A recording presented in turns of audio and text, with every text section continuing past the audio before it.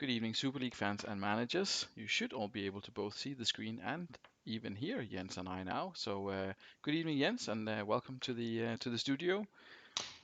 Good evening. Thank you. Blessed to be here. How is your raspberry and chili beer treating you?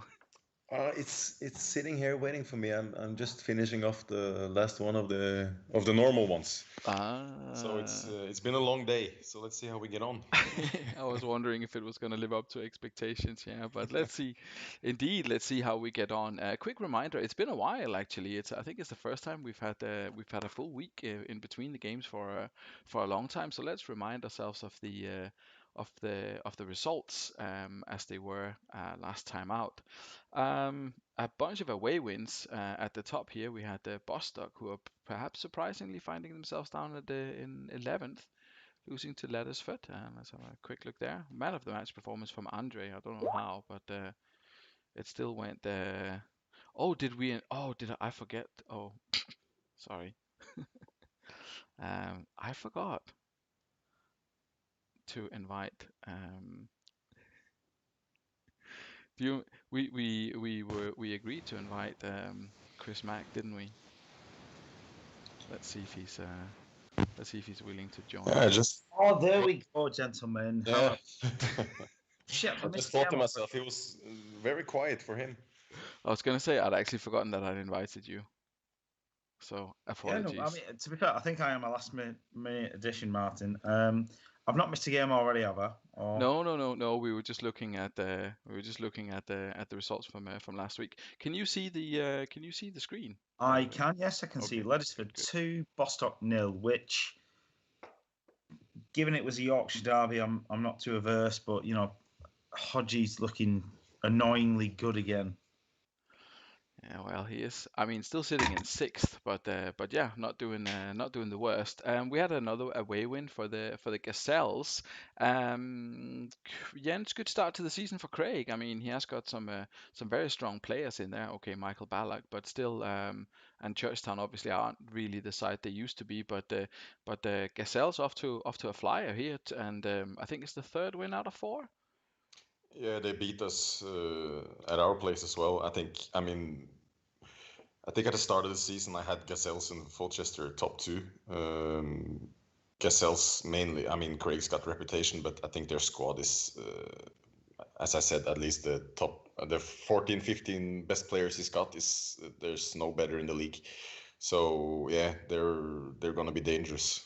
Yeah, you can just the people. I mean, Roy Keane obviously and Ferdinand scoring obviously two big names in there. And then we had a 3-0 away win for the Devils. Maka Fife, he's made a good start to the season. He's making a push for it. Um, First place. He is, but let's go back to last season. Is Fifey a bit of a flat track bully? I don't know. Is he? You No, I tell don't. me. Well, do you know what I mean? I'm asking a rhetorical question there. I think he might be. I think, to be honest with you, unless Fifey has massively changed his will to win this year, I think he's still quite happy proving people wrong that he's not a table dweller. But for me, he did all of that last year. This year, he should be going, nah, I'm going to win it. I'm going to get through to the final. I'm going to do whatever represents progress in my eyes. He's got to be looking at all of that. He's got a fantastic squad. He's obviously way more tactically astute than he was 2, 3, 4 seasons ago. So for me, he's very much got to be going right. The underdog tag has got to be discarded now, and he's absolutely got to be going, yeah, I've got a good attack. I've got a very solid team. I should absolutely be in the mix. And he's got to live up to that because there's not going to be a Friday night show over the next few, months or whatever, where we all just ignore the fact that Fifey's got a great team. So, hmm hmm you know, long gone are the days where we expect Fifey to finish 7th or 8th as a plucky underdog or whatever. Nah, that's gone. He is top 4 and he needs to live up to that tag. And perhaps most importantly, he's got Emil Impensa, who is well on his way to I mean, he's not opening up a gap already, but with 3 goals in 4 games, he's probably back or looking on track to deliver what he delivered last season. But we'll cover that in more in detail when we get to Fifey's game. We had the Haggis Hunters, who are off to a terrible start to the season, against the Dragons, who are off to a bit of a better start to the season. Jens, what do you make of Dragons? I mean, even with Lucio sent off, they still managed to get a 2-1 win against the Haggis there. It's a lot better from the Dragons than it has been for the last 2 or 3 years, I think. Yeah, well, they've definitely done some good business in the market, and it looks like I mean, the three-dicked dragon have come together and found like a basis of a formation they want to play, and I think the formation suits their team well. I still think they're gonna be. Uh, is Joe Cole gonna keep scoring the goals? Constantino, is he good enough? Archie Buck is decent, but I still think they lack a top striker. But I mean, overall their team is really good. I also think the Haggis team is better than last season, and I think they should have done better at the start of this season. The formation they lined up with in the start of the season looked really good for me, and he switched it up, and I'm not sure why, to be honest. I Mm. think stability is a key factor in this league this season with so many tight teams. Yeah, it probably will be. We had last season's champions, Maka. That didn't exactly go to plan, or to plan. I think you predicted it, but still a bit of a shame. 2-0 defeat away to Boston, who even had Martin Lauersen sent off. But it, I mean, you struggled with your away form last season. It doesn't seem to have changed that much for this season. What are your plans? No, do you know what, Martin? You're absolutely right. So I tried to experiment. I think, quite frankly, some of that was a bit of social pressure from the community in terms of there's been a lot of antagonistic views towards the way people play variations of 271 or variations of 262. So I wanted to go quite different, quite off the ball to try and catch Greavesy out, who I thought may also do the same thing and go off the ball and this, that, and the other. Look, it was an experiment. It didn't work. Considering I've only ever drew against Greavesy before, I don't think a 2-0 with an absolutely, utterly garbage performance is the end of the world. We're only 4 games in. Yes, I've lost 3. It's still not a crisis in my view. So realistically, it was an experiment that failed. Fine, I've learned from that. Is there anything else to discuss from that aspect? The Probably fact not. the fact that Nicky Butt almost had more tackles than he had passes is maybe an indication of how things were going in that particular game. But I mean, that's got to be a positive, not only from last season but this season. How well Nicky Butt has been playing. In a game against a Greavesy side, are you expecting anything other than a pure attritional affair in midfield? Surely Not not. really, not really. Exactly. So look, I tried to set up to try and shift stuff out wide and from a different viewpoint. It didn't work. I lost the game. It's not the end of the world. I still don't think I'm out of the top 6 race. I still don't think I'm miles behind anybody or anything like that. I mean, look at Hodgie last year. Everyone was writing him off after 10 games, yet he stormed through, won his last 16 in a row, whatever it was, and won the bloody league. That's true. In terms of form, so Yeah, there's I no mean, need to there's no need to panic. There's no need to panic. I no need think to panic just yet. these first 10 games are where we can experiment. We can appease the baying mob of people who don't like the same formation or don't understand why we do stuff what we want to do, because we all want to win and they just want to get brownie points in the community. All that shit can subside after 10 games and we can all plod on. Yeah, well, it'll be interesting to see if anyone else do go on that famous run. It's not often that we see it, but we always say that nothing is decided by 10 games, and then it's kind of to push on from there and see, oh, if you only go on a run and they just need to string like a few games together, and obviously some people managed to do that in the past, so that's true. And if the first 10 games is spent finding something that does work, then it might all be worth it. Then we do have Northern Burn against Hull Vikings. Jens, what do you reckon? A point away to Northern Burn. They were quite attacking for a Burn side. They don't normally get a million chances, but they were pretty much on form and got an early goal there. How do you rate your team's performance at the furnace there? First of all, I hope you can hear me. I dropped out a couple of times of the conversation, so I had to get Oh, back in. But all right, okay. No, we hear you yeah, fine. no. To be honest, if you offered me a point before the match, I think I would have taken it. I think Northern Burn has a really strong side this season, and a point away from home is never a bad thing in this league. I think I had 3 brilliant results out of 4 in the start of the season, and then the loss to Gazelles. So that point against the Burn is decent enough. If we get a point today, I would take that as well. Yeah, well, we'll see if you'll pick up a point today, but good to see Van Nistelrooy in amongst the goals as well. I mean, he's obviously going to be quite important for you, I guess, in terms of getting all the goals and overall solid performances. NDI obviously doing a solid job, and Anelka getting an 8 there. Do you plan Yeah, on moving him much? Or sorry, on playing him much this season, or are you just going to take your chances and hope he doesn't get too unhappy? no, he'll get his chances. He's not starting today. I suppose he deserved it after an 8 last time, but yeah, he'll get his chances definitely. I think the main thing that makes me confident that I've got something going is that I mean my player ratings in pretty much I think all the 4 games I've played has been really good. It's Very been solid. 8s and 9s and not too many 6s and 7s. So I think we had a decent start. If we get a point today, then we're definitely happy with our first 5 games. Yeah, and last but not least, Spartak Sloths, and I think did he have? Oh no, he only had one assist, but he still managed to get a 10. Se Roberto, continuing where he left off last season. Jens, what do you make of? Oh, sorry, Maka, what do you make of Sloths and Asta's start to the season? It's been a little bit. Well, it's been a bit up and down for the pair of them, hasn't it? And that seems to have continued in the same thread as last season. Like they're essentially a bag of pick and mix or a bag of rebels. You know, you're only going to pick out 4 of 6 that you actually like, mm, and the pair of them do this. I think Spartak. I mean, well, I was about to say they're overly reliant on Collins, but I mean, even if you take Collins out, they still win 3-2.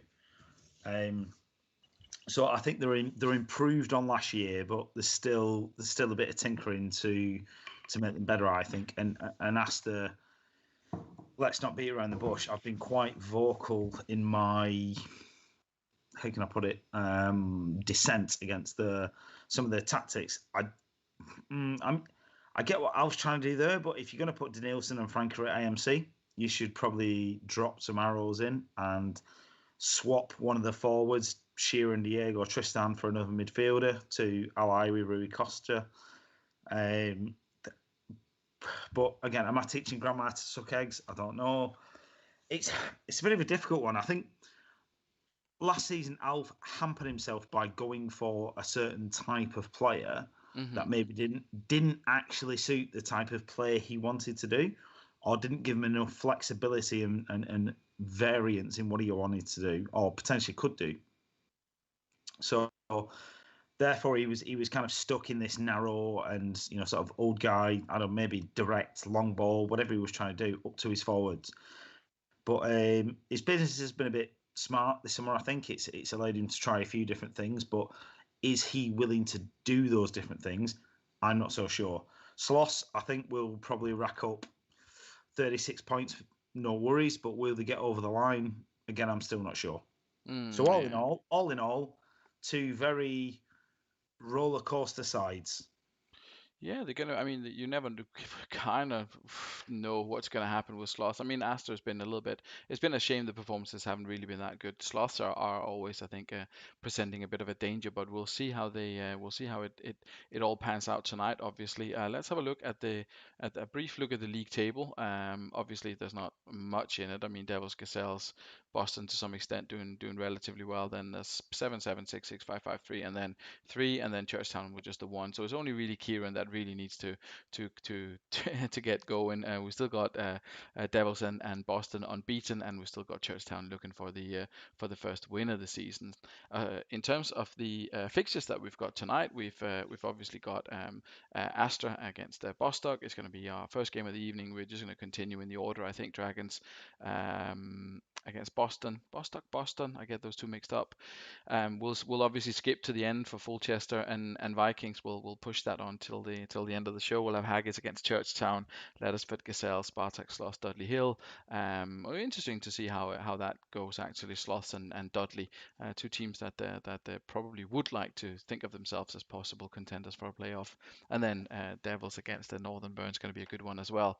But I think the first up that we're going to take actually Astor Athletic against Bostock Stanley, as we recently just spoke about Astor as well. So let's have a look at what Alpha's come up with here. So there is a player missing. Tristan is involved in a deal, so he's hanging out somewhere else. So this is Alf's formation for this evening. Maka, as you are already on the Astor topic, I'll let you cast your eyes on this and what do you make of it? I mean, it's it's very traditional, almost like what you tried last week. It is, and therefore that's why I think it will fail. Traditional doesn't really work in the Super League, does it? And as much as that is possibly the most balanced side Alf's put out in a long time, I just feel like, unfortunately, as much as this side deserves to win tonight, that actually the laws and algorithms of the absurdity of this game will probably go against him. Whereas that's on paper probably his best 11, in my opinion, or close to. Yeah, I wouldn't necessarily argue with that. What do you make of Nedved and his? I mean, he's still trying to figure out where to play Nedved sort of long term, isn't he? He is, but I mean, I had some success at Parma with Nedved in centre midfield, so I can see why he's gone for that. I think either sort of CM or AM is where Nedved's best position is. He's not really a winger, even though bizarrely he actually played there for Juve and whatnot. It's just one of those quirks of the game. Just like because I've had my rants on Twitter in that Michael Owen won the Ballon d'Or, but he's shit on this game. Gigi Buffon moved for a world record fee, but he's shit on this game. Rivaldo won the Ballon d'Or in 2000, but he's shit on this game, and so on and so on. Mm-hmm. So you can get my personal grievances aside. You have to sort of play the game at the game. So playing Nedved in CM or AM is the best thing you can do, and I think CM's the better of the two. So he's made the right decision in my point of view. Rui Costa, I'm not so sure about. And Kaluzny, he's a walking red card. I'd have possibly gone with Guardiola. Yeah, I mean Guardiola is an interesting one. I'm not sure if he's ever really done much in the Super League, but not a bad player as such. But yeah, Kaluzny could be a little bit dangerous. We'll see if Jens is still here. And Yeah, I'm here. yeah, good. You didn't drop out. That's good. And So I I'll gents, I will cut it short. and I'll let you talk through Bostock, who have gone narrow. I mean, I think I mentioned to someone I was talking to earlier today. Oh, it was actually Mr. Maka. That narrow seemed to have been abandoned, but here it is, back in business. What do you make of it, Jens? Yeah, it looks like we had a kind of a small revolution last week's with both narrow tactics and three at the back tactics coming back. It's nice to see. It's probably some Super League supporters rubbing their hands, looking at all those new forms of tactics. No, I really liked that Bostock, how they lined up at the start of the season with Brosak and Salva behind Vieri. I don't know if Vieri is probably injured since he's not playing today. Yeah, still injured. Yeah. No, but I mean, he's still got Bostock's strength last season was that back five in front of Andre with Milevski is not there today either, but Tudor and the defenders as well. So I think he's solid at the back. Zidane alone at central midfield, I'm not too sure about, but he's definitely got firepower up front, even though I'm not Trezeguet's biggest fan. But it'll be interesting to see how the narrow can attack the wide formation of Alf for once. Yeah, I was going to say that's really. I mean, the tables have definitely turned Ironic, here. isn't it? The tables have definitely turned, haven't they? Let's have a look at what else is going on. Zidane, I mean, he did so well with that 10, didn't he? I mean, that fantastic first half performance, and then it's been back to sort of regular Zidane form since then. But we'll obviously have a look and see how he gets on tonight. Prediction for this one, Maka, if I can ask you first. Desmond. At Desmond, so plenty of goals in this one, possibly. Jens, do you think the narrow of Bostock will be enough to defeat the traditional formation of Astor? First of all, I just have to say that stout was absolutely amazing. That's good. No, I'm gonna put my head out and say 2-1 Astor. 2-1 Astor. Well, Ian Edwards agrees with you. Greaves, he says 2-1 Astor as well. Ryan thinks a home win as well. 5 goes for a 0-0. Astor thinks, Alf thinks he's going to lose, but we'll see. Then did we see Scott in the comments? I'm not entirely sure if I've seen Scott at all. I'm just thinking. Don't want him to miss his opportunity to make substitutions, but we do have to start with some games. So we'll kick this one off and see how it goes as Astor Athletic take on Bostock Stanley. Interesting formations, two very interesting formations on display here. Placenta was doing some stuff down the left-hand side, and there is Robbie Fowler opening the scoring for Astor Athletic, putting them 1-0 up. Perhaps not a goal scorer that anyone was really expecting to see in the Super League this season. Robbie Fowler doing the damage, but he is there. He is on the score sheet. He's the god, isn't he? Yeah, a couple of good chances for Bostock there coming back, but well, I said they had a couple of chances. I thought they did, but they clearly didn't. Ooh, that's Bostock can be in Martin, this is one of those games where we don't need analysis on Bostock, to be honest. We just need subs. Jesus wept. I'm gonna see if I can see what happened there. Kalushny with the assist to Fowler. Let's quickly bring up the Bostock Stanley screen here. So if Scott is in the comments or if he's watching, then he can have a look. I called it Martin. LOL. Did you? I don't know. Okay. I was going to say he'd already scored when you posted that, Ryan, but obviously you're 20 seconds behind or something. Anyway, yeah, no, I'll just leave the screen up. So if Scott's around, he can obviously make the required changes or swaps, whatever. Etu Shacks maybe coming on for someone. Who knows? Let's speak about Astor Athletic and the tactical masterclass that's on display at the moment. Kalusny with the assist. All formation seems to be working. Jens, what do you think of Astor and that first half performance? I mean, it's not vintage, it's not... but at least they're winning. Yeah, well, it doesn't look like a brilliant performance, but it's way better than Bostock's. So they've had a little bit more of the ball. Kalushny put himself in there, 9 tackles, 5-1. I mean, to me, it looked like Astor was the best team, was on top of it. I think Bostock, if he's around, then he should make a change in the halftime to try and turn it around. Yeah, I think they're a little bit in trouble if they lose this one as well. Yeah, I mean, indeed, he has already suggested 2 substitutions, so we'll do them shortly. Maka, what do you think? Kalushny, is he the key to this? I'll be honest with you, this reeks of it's international duty, so can we all go and support a non-league game? Yeah, it's not been brilliant. No changes for Alf, so we'll make the changes for Bostock. I think he says Color Shacks for Trezeguet and what does it say? Swap with Brosek. It's too narrow. Salva's bang average. Welsh shouldn't be in there. Good Johnson shouldn't be where he is. For Salva. I think I've done that right. I'll just leave it up for a couple of seconds so Scott can confirm whether that's right or wrong. I mean, to be fair, Eto has done well in the past. Sorry? I don't think Scott particularly cares in terms of how his team plays at the minute. I mean, it's hard to say. I think Scott's one of the managers that actually spent the most time on on this. So I think he probably does. It's probably just, you try something, and maybe he didn't think that Alf was going to go four at the back. Maybe he would have done something different. It's difficult to say, but let's kick off the second half anyway. I mean, it's not been a classic first half, so let's not dwell too long on it. We'll probably be able to catch up with the half past schedule if this flies through the second half at the same level. So let's have a look. Robbie Fowler though on the score sheet. Who would have thought that?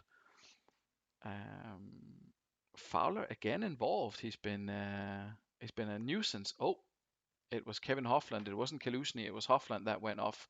Alf, what do we want to do? Kalusny back, Hippier to the center. What are we going to do here? Mr. Gotta Bridge put Radebe in, doesn't he? or one of the strikers on and Radebe on. We'll let Alf decide. We can have a look at the condition here. Maybe that'll help you make up your mind. Fowler is the one on the lowest fitness, so if you want to swap him with Radebe, for example, he's also on a yellow.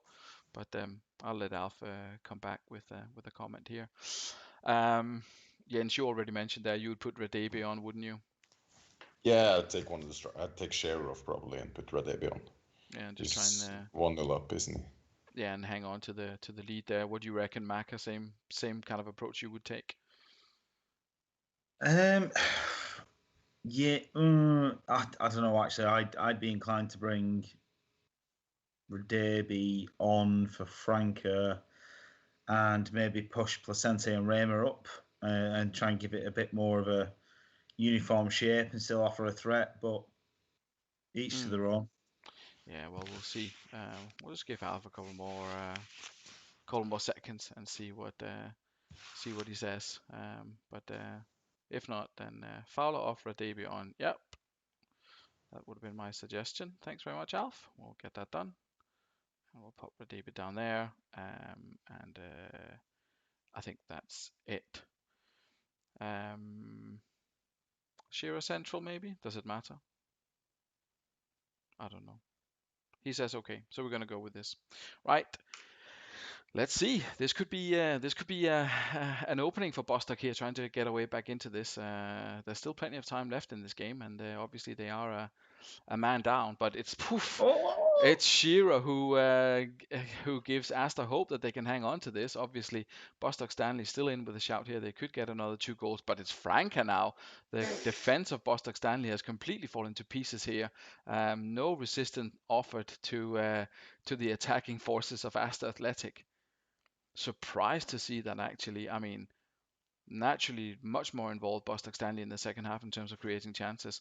Oh, but they finish off with Silvestre picking up a red card. I mean, there's Andre's 1 been minute. found out, hasn't he? I was going to say, I'm guessing we're just going to go less easy for the last 1 or 2 minutes. I don't think Scott. I'll give Scott a couple of seconds to see if he wants to do anything here. As mentioned, there's 1 minute left, so I'll probably just leave Lasisi there unless he jumps in, unless he's already logged off in anger.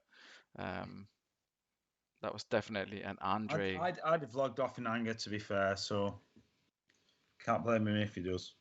Move Andre to centre back. Well, I think that's maybe a little bit harsh. All right, we'll just fire through the last minute here. I'm sure he'll be fine. Oh, there's Radebe getting sent off. Right, I mean, in the interest of time and the fact that we're already in overtime, we're just going to do this. Right, there we go. Wayne Dade living up to his reputation. If anyone remember the 2 Waynes, Wayne Dade and Wayne Oldham, they were the ones who were really dishing out the cards early on in the season. So yeah, I mean, a rough night for Bostock Stanley there, to be completely honest. Rough night for the keeper, Andre. Yeah, I'm not entirely sure what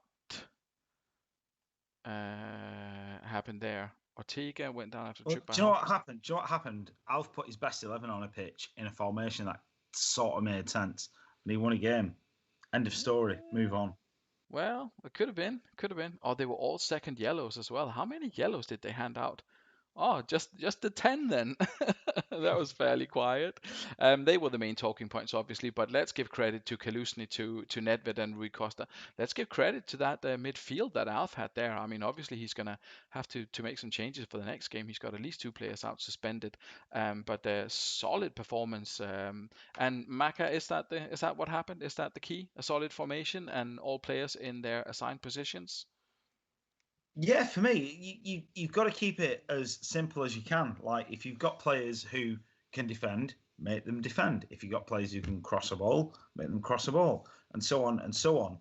Despite the negativity from various other people sort of looking at the Super League at the minute, I think the tactical genius that we often shower on each other or whatever does come down to the fact that we look at individual stats and get them to do certain things in certain positions. So if Alf's got his guys doing what he's done tonight, yep, absolutely spot on.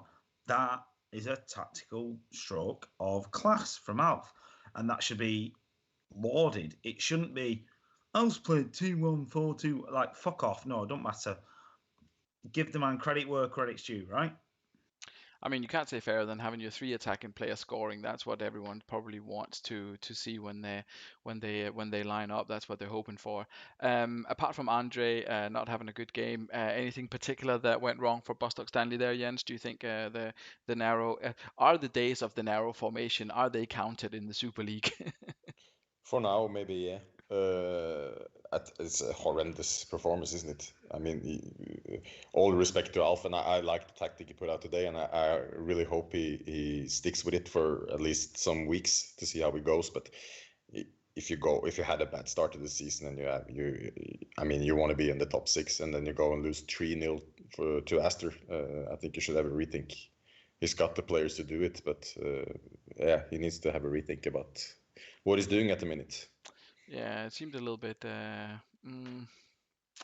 I don't know. I think maybe trying to avoid using the fullbacks too much, the wingbacks rather too much, but then going narrow. I mean, maybe it'll work. Maybe it'll make a comeback. But it didn't work for Bostock tonight, and I think we'll leave it at that. So well done to Alf for getting the 3 points, and obviously, yeah, as he's mentioned there, Diego Tristan was definitely not missed, and Fowler and Shearer have chipped in, and with OGS on the way, then maybe the wheels are starting to be put back on the Astor Express.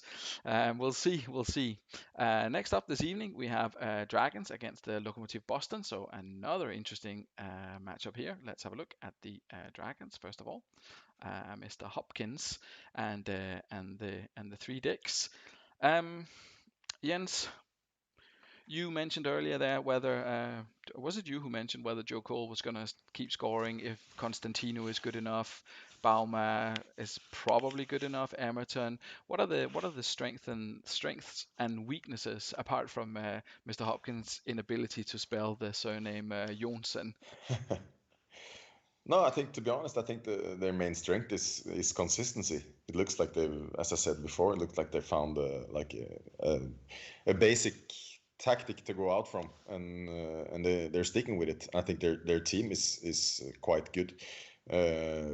Bauma hasn't been too impressive, but we all know what he can do.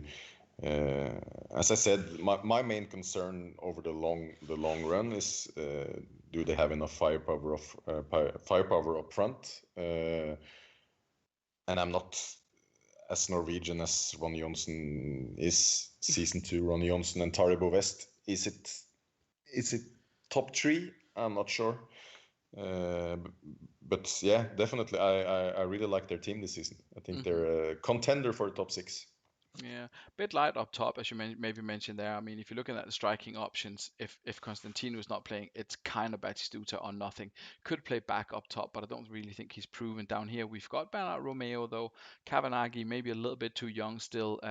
Nikolai, who did okay for Astor as well when he played, so he does have a few options in the reserves if he does have to sort of switch people around, but relying on Constantino at the moment, and we'll see how that goes, obviously. And I mean, Batistuta had a bad first season, but he has to be a better striker than Constantino. You would have thought so, but but apparently not. I mean, he did struggle or only score in kind of like fits and starts for Gazelles in the 2 seasons prior. But we'll see if if Constantino can kind of keep that sort of like, I don't know, half to 2/3 of a goal average in his games there. But we'll see if he decides to change things up at some point. Right. Pfeiffer says he's been talking to Jamie about Dwight York and Kevin Phillips. Well, maybe, maybe Romeo and Nicola. Oh yeah, Stephen Wright. If anyone is not following it, I think Stephen Wright is keeping the reserve league up to date, so he can tell you who the top scorers are. I think Romeo is one of them, obviously. Either way, that's how the Dragons line up this evening. Obviously, I think. We've got Lokomotiv Boston here. Yeah, they do have a suspension and injury. A couple of people there with Overmars Deisler still out. But let's have a look at the tactics and how they line up. So identical, Maka, identical to the Dragons in terms of the formation. Greavesy, so disappointed here.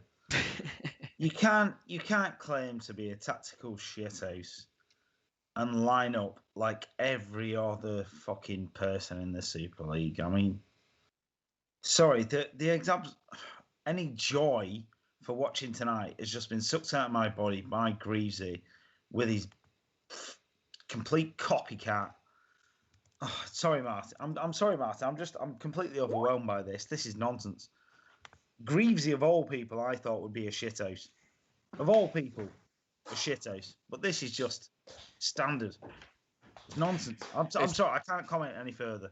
It's it's hard for it's hard for people to please the Super League. Either you have to play two at the back and ignore the haters, or you're not allowed to play two at the back if you are a shithard. But Greavesy used to play utter nonsense like 2-1, 7-0 fucking he used referee. to have a full he'd do line across the absolute middle. nonsense, but he's just Greavesy continues to butt the trend, lad. Please butt the trend.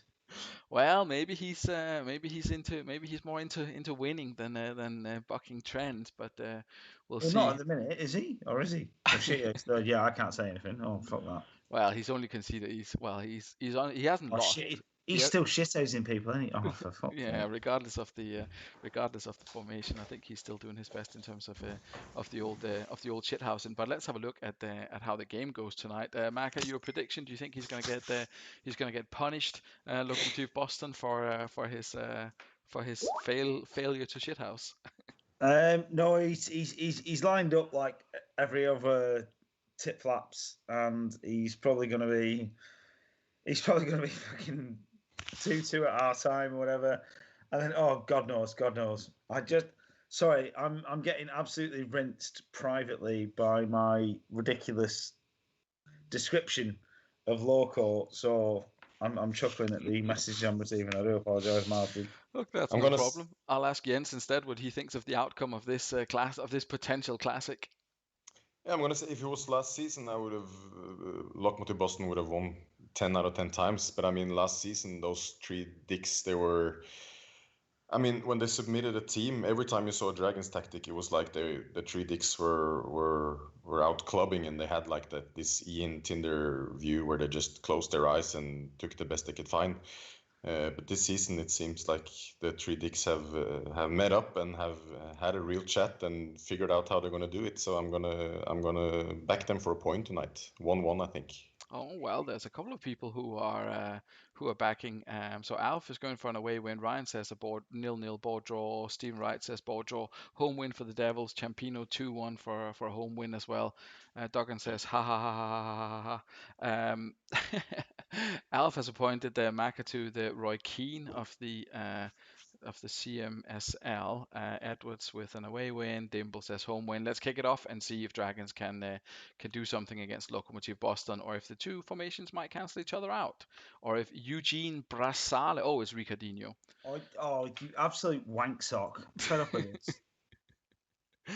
Ricardinho, and then shithouse it to a 1-0 away win, maybe. We'll see how it goes. Honestly, right, Greavesy, I love him, but He's a fucking spunk trumpet of a manager. He's just. Oh, My well, here's a days. surprise. Do you know what, John? With his tactics, that doesn't make a difference. Doesn't make a well, difference. he's gonna have to. I think he's gonna have to put. Well, we'll see what he says, but I'm presuming that it's gonna be a straight swap for Filippo Inzaghi here. Obviously, seems like the obvious choice, and they're doing okay. Pipo's coming on, and it's coming up to halftime anyway. So there we go. Match stats, right? Well, the two formations do cancel each other out. 2 shots each. Boston 1 on target. Boston scored theirs. Dragons didn't. Del Vecchio knocking the ball down for Ricardinho. Del Vecchio, a bit of a surprise inclusion, perhaps. Didn't expect him to see him get much game time in the Super League, but obviously he's a Roma player, which means that he's better than everyone else, and he has made a good start. Maka, anything to add to Lokomotiv Boston as they continue to annoy you? No, they're almost like what's it called? The liquid guy in Terminator 2, aren't they? Like they're just beef curtain liquid T1000 motherfucker, aren't they? It's so frustrating. It's so frustrating how they do nothing well. Like literally nothing. They don't win on passes, headers won, crosses, tackles, nothing. They're just They're somehow they're just deplorably average, but somehow win. but somehow better. 1-0. And the thing is, do you know what? Right, it's all good and well growing up as a kid watching James Richardson with a croissant and a fucking latte on some Milanese coffee shop table saying, oh, all the results are 1-0, 1-0, 1-0, 1-0, 1-0. Yeah, that's fine. We were 9 and 10 years old when that happened, Greavesy. Fucking stop it now. We've had enough. Stop it. Just please score goals for fuck's sake, or concede. I've had it. Sorry, I'm going on mute. Sorry, Martin. He says he's the top passer in the league as per the Swan. Dragons. Who's at the wheel tonight of the three-headed monster? Jens, what do they need to do different in the second half apart from scoring goals? I just swallow your pride and get Batistuta in. Batistuta and maybe D'Alessandro instead of back? Doesn't make any difference. Get Batistuta on and get a point. Well, Duggan has... he could probably do a bit of a minge draft and bring those two on anyway. It's a disgrace. He's making a mockery of the league, in my opinion. Well, Duggan has gone with Batistuta. Between centre halves, don't count Greavesy. Right, okay. I was going to say what he's talking about, but he means the passes, right? We've got Batty goal on, and let's see if he can break the deadlock and put a bit of spanner in the works of the locomotive from Boston, who's sort of grinding their way towards the playoffs again. Ricardinho with a chance there. Sorin now coming forward. Aymar coming forward. They're actually having some chances for a change now. Lokomotiv Boston really dominating the first 15 minutes of the second half. Still finishes 1-0 though. Dirty bastards. That is quite possible. No, it's 100% possible. Well, we'll see. We've seen Arik back come up with Martin, I'm losing my rag with this. I don't know how he does it. I swear to God, I'm going to bar myself from not. Yes! Did I not just tell you Arik back? Go on. Well, it wasn't Batistuta, it was Arik back, and there's no way back for Lokomotiv Boston to reclaim those extra 2 points. It stays 1-1 up until the end, and it was Arik back that brought on the equaliser there for the Dragons. Again, a bit of a drab affair, maybe the second half. A couple of chances early on for Lokomotiv Boston. Tackling did go down significantly in the second half, I think, from 56 down to 49%. In terms of the action zones, I mean, they did okay, but Dragons had the most of the possession. Let's see how the goal came about. It was Batistuta with an assist, so he did have a bit of an involvement there. Maka, I'll let you have your last rant or your gloating over Lokomotiv Boston and their performance. I shouldn't gloat because I know Greavesy will now build his entire season around humbling me 7-0 at my place, so I don't want to incur that wrath, quite frankly. But all in all, balanced play. I thought Dragons probably nicked a goal on the counter there, but decent result for both sides, maybe. Well, I suppose Lokomotiv Boston and Greavesy will say that they're still unbeaten, and he's getting a tune out of Sambrota, something that I mean, for some reason was an issue at Northern Burn. Not quite getting the assist that he did at Bolton Phoenix though, but we'll see how he develops over the season. And Del Vecchio perhaps a surprise selection for man of the match, but he did have 2 successful tackles, which I guess counts for something, and he's on an 8. Jens Batistuta came in, made the difference, won a header, I think, or something like that, and dropped the ball for Back, who scored. But overall, I mean, not the greatest attacking performance from either side. Is that a tactical thing or a quality of player thing? You already kind of touched upon it a little bit, I think, in terms of Dragons. No, but I mean, the way Greavesy puts his team out, I think it's always going to be hard to score goals. I kind of agree with Macca. I think both sides will be quite happy with the point. I think I didn't like Greavesy's transfer business too much, but it's shown already that he's gonna be up there in the conversation this season as well, isn't he? He's not losing games, and I mean the Dragons can also take some positives out of it. So yeah, decent point for both sides, I think.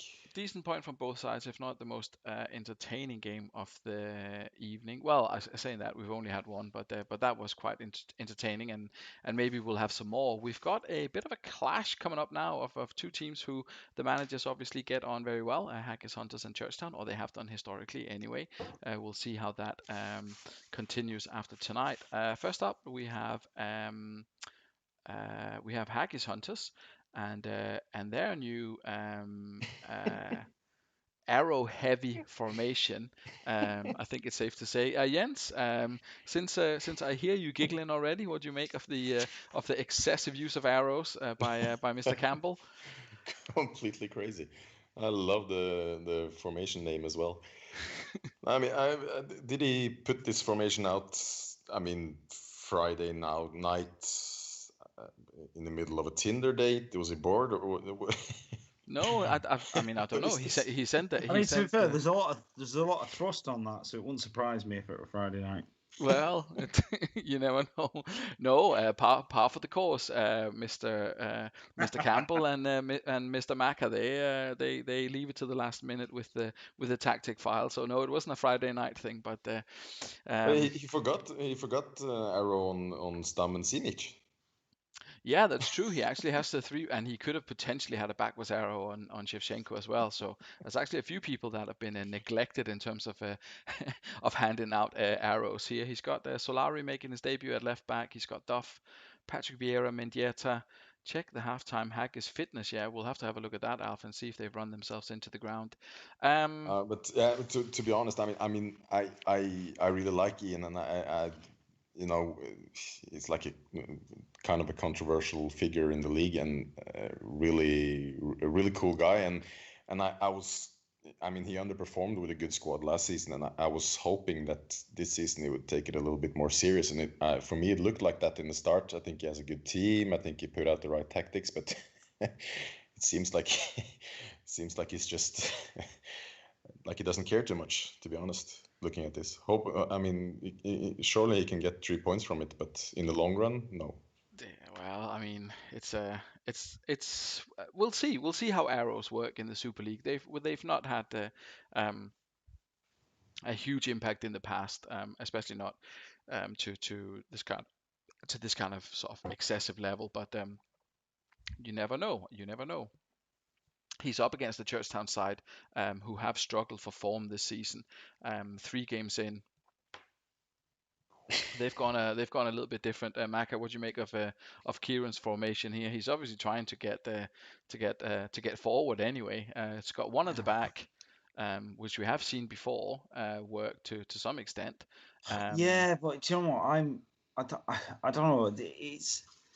This is where sometimes I get melded into an absolute pit of misery with the fact that do people try and play realistic semi-ish formations on this game? Like when people play 2-7-1, right? That's just attacking fullbacks, and it's still 4-3-3, so you can kind of get away with that. That what's on screen now is fucking nonsense, and it's to appease people on Twitter who are going, oh, you're not playing stupid formations to try and concede 50 goals but score 100. Fuck off. If Kieran wins tonight, brilliant, fine. He's exploited a stupid algorithm that shouldn't exist 20 years after we all should have stopped playing this game. If he doesn't win, point proven. Well, it'll be interesting anyway to see how it goes. In terms of the actual strength of the squad, Pinardi looks decent enough on paper, but a lot of sort of like low teen stats.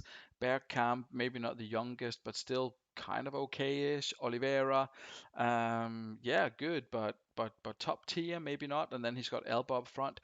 Was he handed a bit of a rough deal in terms of his squad, Churchtown? I know we spoke about it last season, and maybe he hasn't fully addressed it. What do you make of this, Maka? Do you think there's a case for that, or do you think it's he should be able to compete? Um, I don't. So I just keep laughing. I just think, like, I don't know Kieran's full squad, but I look at it and think, is that the best possible? Well, He's got John Terry. oh well, do you know what? He's hampered by international duties and whatnot. But I don't know. I just can't see. The one thing I will not. All right, Kieran is a sound lad, and he's a very tactically astute manager. Don't get me wrong on that. I'm just being a bit of a mad ass because of external factors. However, I look at the team on paper, then I look at the 16 submitted, and I'm kind of like, the best of the previous screen doesn't marry up with the best possible formation on the current screen. But again, if Kieran wins, then who the fuck am I to say anything? He's exploited an algorithm. Well, we'll see if we'll definitely see if it works. So there's got to be goals in this one, hasn't one at the there? back away from home. Seriously. There's got to be goals in this one though, hasn't there? I mean, realistically No, it's speaking. Haggis though. They put arrows everywhere except the fucking goal. Well, we'll see how it works out for them. So your prediction do you have a prediction for this one, Maka? Probably something stupid like 2-3 to Churchtown. Well, it could be. Jens, do you think these two kind of awkwardish formations will give us the goals that we definitely would like to see? I don't know how any of these tactics are gonna go out, but yeah, if I have to guess, I'm gonna go for a 3-1 to the Haggis. Yeah, well, there's no, but do you know what though? Right, we're in a situation now. We're all trying to outwit Joe Palmer, who's not even in the fucking league, rather than actually outwit each other. That's where we've got to now. We're trying to appease this external community who, yeah, fine. They were watching a product that they were like, and one person's gone, oh, you're all playing similar formations. Give a fuck. It was the most entertaining Super League going. I don't care whatever any other fucking mop-headed cunt who lives in the basement says, still with a mum, says about what we do in the Super League. It was the most entertaining Super League, the most challenging Super League, everything going on. Absolutely had enough of the nonsense that other people living in our heads rent-free. What every single manager in this league should now do is go, do you know what? Fuck it. Play your best team and your best formation. Do not give a shit about what anybody else says. And if anyone's got a problem with that, DM me and I'll tell you to fuck off. Otherwise, let's make the Super League as competitive as possible and not make it a farce by playing 1-7-2-1 and other nonsense formations. Just crack on and beat each other on a man-on-man 14-person level. Good night. Oh, right. I haven't seen a single soapbox comment yet. Let's kick off the first half and let's see. And let's see. I actually have an interesting observation on that whole topic, but I'll save that until the end of the evening. But well, I say it's interesting. It's interesting from my perspective. I'll save that until the end. But let's have a go at this. And I think there's 50% truth in what you say, and 50% truth in something completely different, which is including the managers in the league. Rather, let's make the Super League great again. Let's kick off the first half and save the long-winded rant from me until the very end. There's Dennis Bergkamp, 1 minute into the game, getting Churchtown the lead. Kieran mentioned that he hasn't been able to score goals, and here he is, at least getting one. 2-minute monologue, and everything I've said has been undone by something that makes no sense. So I genuinely need to be put in a coffin and buried. Well, to be fair, the first couple of seasons, this is very, very similar to the formations that Kieran would normally have played. I think he's one of the managers in the league that definitely has never really conformed to the kind of, let's say, on paper successful for formations. But either way, Haggis Hunters and his 16 million arrows did not turn out particularly well so far in the first half. Churchtown obviously got that quick goal. Elbow with a shot. Bergkamp looked certain to score, picking up the rebound there. Haggis are toilet, says Spartak Sloth's manager Rob, which may or may not be true. I mean, not a huge amount to write home about there. Bergkamp in the right place at the right time, and obviously happy enough with the league. Francesco Totti, someone we didn't really talk too much about in the past, because he's been kind of anonymous. What is the he's been the highlight of the Totti of the Churchtown side. Maka, dare I ask, what is the what is the key to getting Francesco Totti to have that kind of dominant role that he, I mean, if you look at his stat, technically should have? Well, do you know what? I don't think Steve at Dudley Hill did badly with him. I think he got decent sort of numbers out of him towards the end of the season in the right position. Kieran's obviously doing the same. There's obviously a individual instruction piece around Totti, whether you play him CM, AM, whatever it may be. That I think you how can I put it? I think tactically you've got to put an arm around him and just give him the license of the pitch. Now, whether that's in the free roll specifically, notion, or a purely attacking role in terms, excuse me, an attacking role in terms of forward passes, forward runs, whatever, blah blah blah. There's got to be something that makes him tick.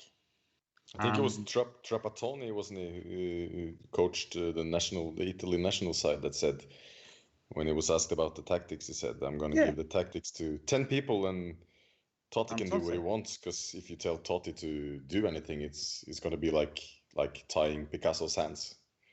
Yeah, exactly. So, sorry, forgive me. Obviously, I got it wrong about Steve. I obviously meant. Yeah, he went to Sloths Robert after. Spartak, but the gist remains the same, that Robert Spartak got semi-decent numbers out of him in a very tough league, and Kieran's doing the same. So I think for me, it comes down to two things. It's obviously the positional aspects and obviously the individual instruction aspects, but also, are your team covering for any of that? Because if you're all just flooding your team with attacking players and letting one of them do whatever, then it's just going to be absolute chaos. You still need some sort of organisation around letting one player run off and do what he wants and creating some sort of structure there. True. Well, we'll see what Totti can do in the second half. Kieran hasn't come up with any substitutions, so I'm presuming that he's going to go unchanged. The fitness levels for the Haggis Hunters seems to be just fine. I don't know where they're running at, but it doesn't seem to be making a lot of difference in terms of their fitness. They also don't have the ball much. Jens, what I can see, Ian is asking to see the stats of the players, so probably he's looking to make a substitution or two here with Stephen Reed and Luis Saha. I mean, he's asking Saha on for Henrik Larsson. Is that going to be enough? Do you think? I don't know, to be honest. I think all those arrows, I don't know, but he's got so many quality players. I mean, Vieira, Mendieta, they should dominate almost any midfield in the league. He's got decent wing backs. Shevchenko, I know he's kind of a myth, but I mean, he's a top player anyway. He has to get more out of these best players. I mean, he has to get Vieira ticking. What he delivered last season wasn't good enough, and he's like continuing in this stride this season as well. Mm-hmm. Jens, do you know what though? Do you know how he does that? He doesn't put fucking 15 arrows on all of his team though. I mean, I agree. That's like what are you trying to do with that? Like, that's what I don't understand from a tactical point of view.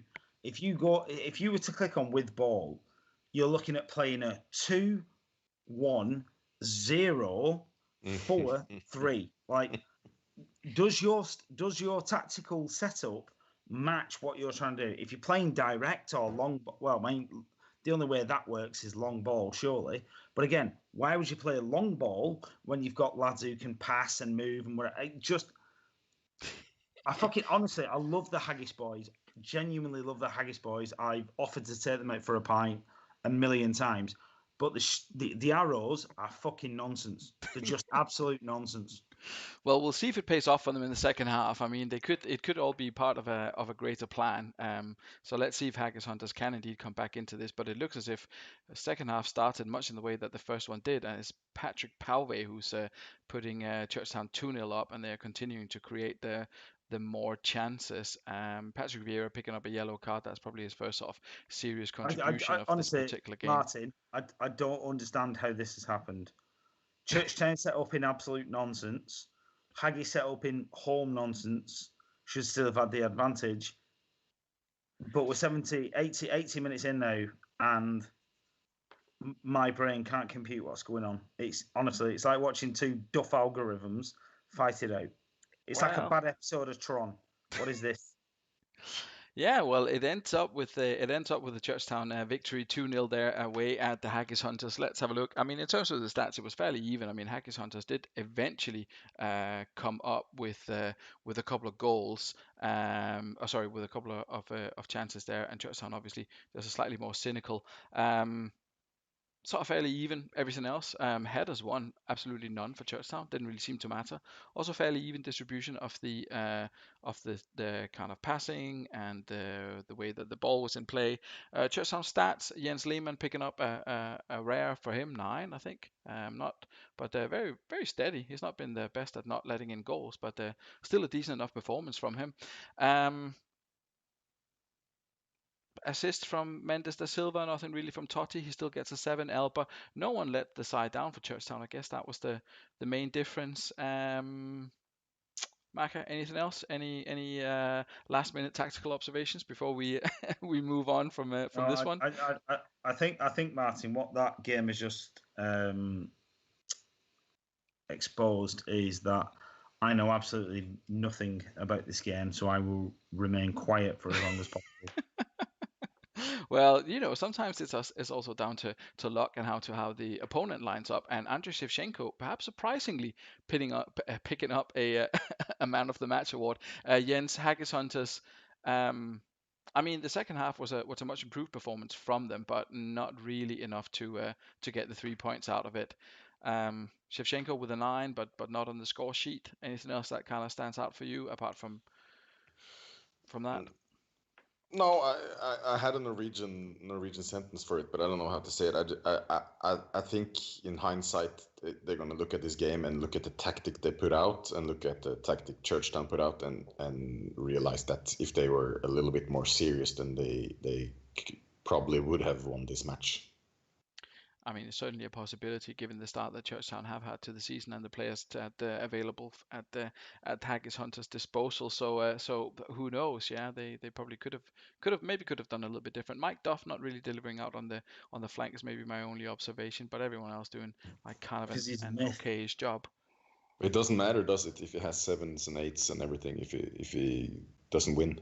Yeah, if you don't win, and I mean to be fair, to give credit to Jens Lehmann for the for the 9 as well. I mean they did have 7 shots on target, but I do get your point. But in the interest of time, I mean we are only 3 games in, and it's already past 10 o'clock, so I'm going to move this along at a bit of a not a brisk pace, but we should really try and keep to 15 minutes per game, just so it doesn't drag Ignore on. me then, Martin. Just crack on for this game. No. It adds seriously, it adds to the quality I'm of going to the. get another drink, much to the chagrin of my wife. So you just crack on doing Leddersford Gazelles, and I'll just shut up. We've got, as mentioned by Chris Mack before he make his trip to the fridge, we have got Leddersford coming up against the Gazelles next. Gazelles, can they continue their run? That's probably the big question. We'll have a look first at Leddersford and their lineup.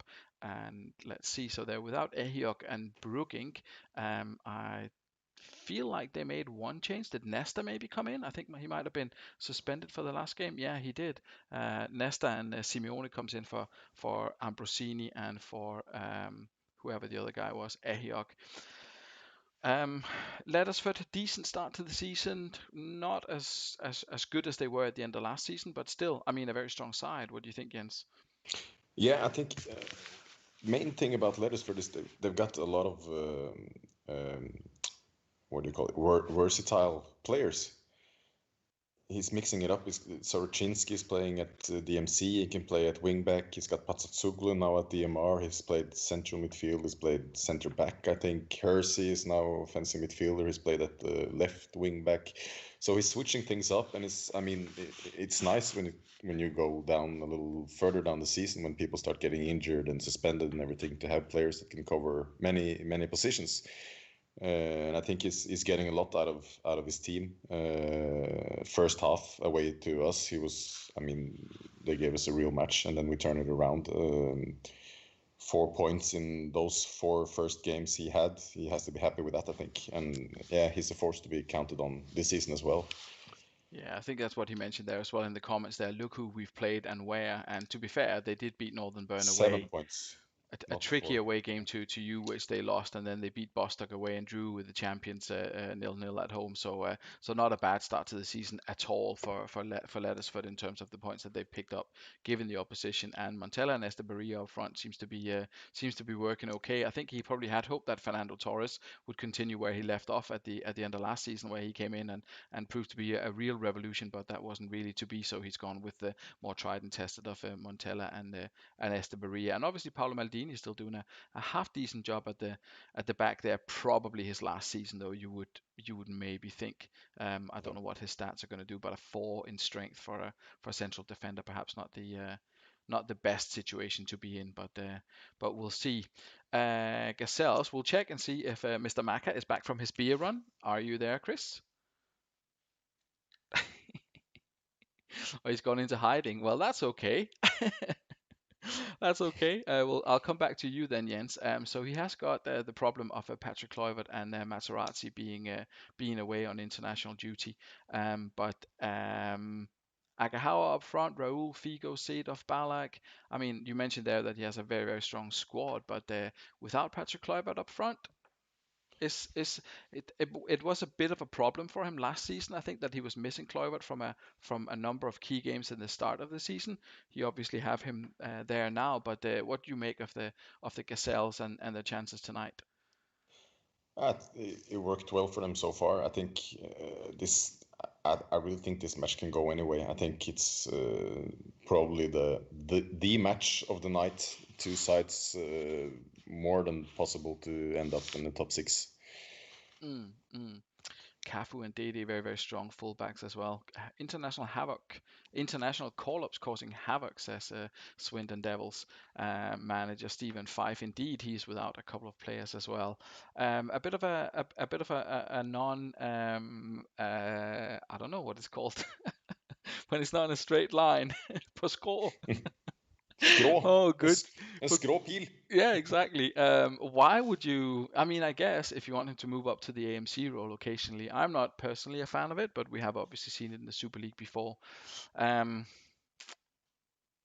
don't know. I think maybe he just wants, I don't know, someone to feed those 3 up front when he has the ball.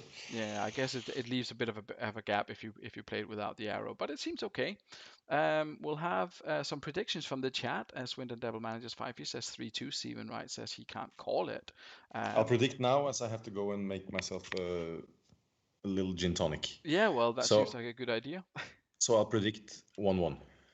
That's excellent. Sorry, and I'm back in. I'm getting told off from making myself a drink. She said, bear in mind, you need to drive and go to work tomorrow.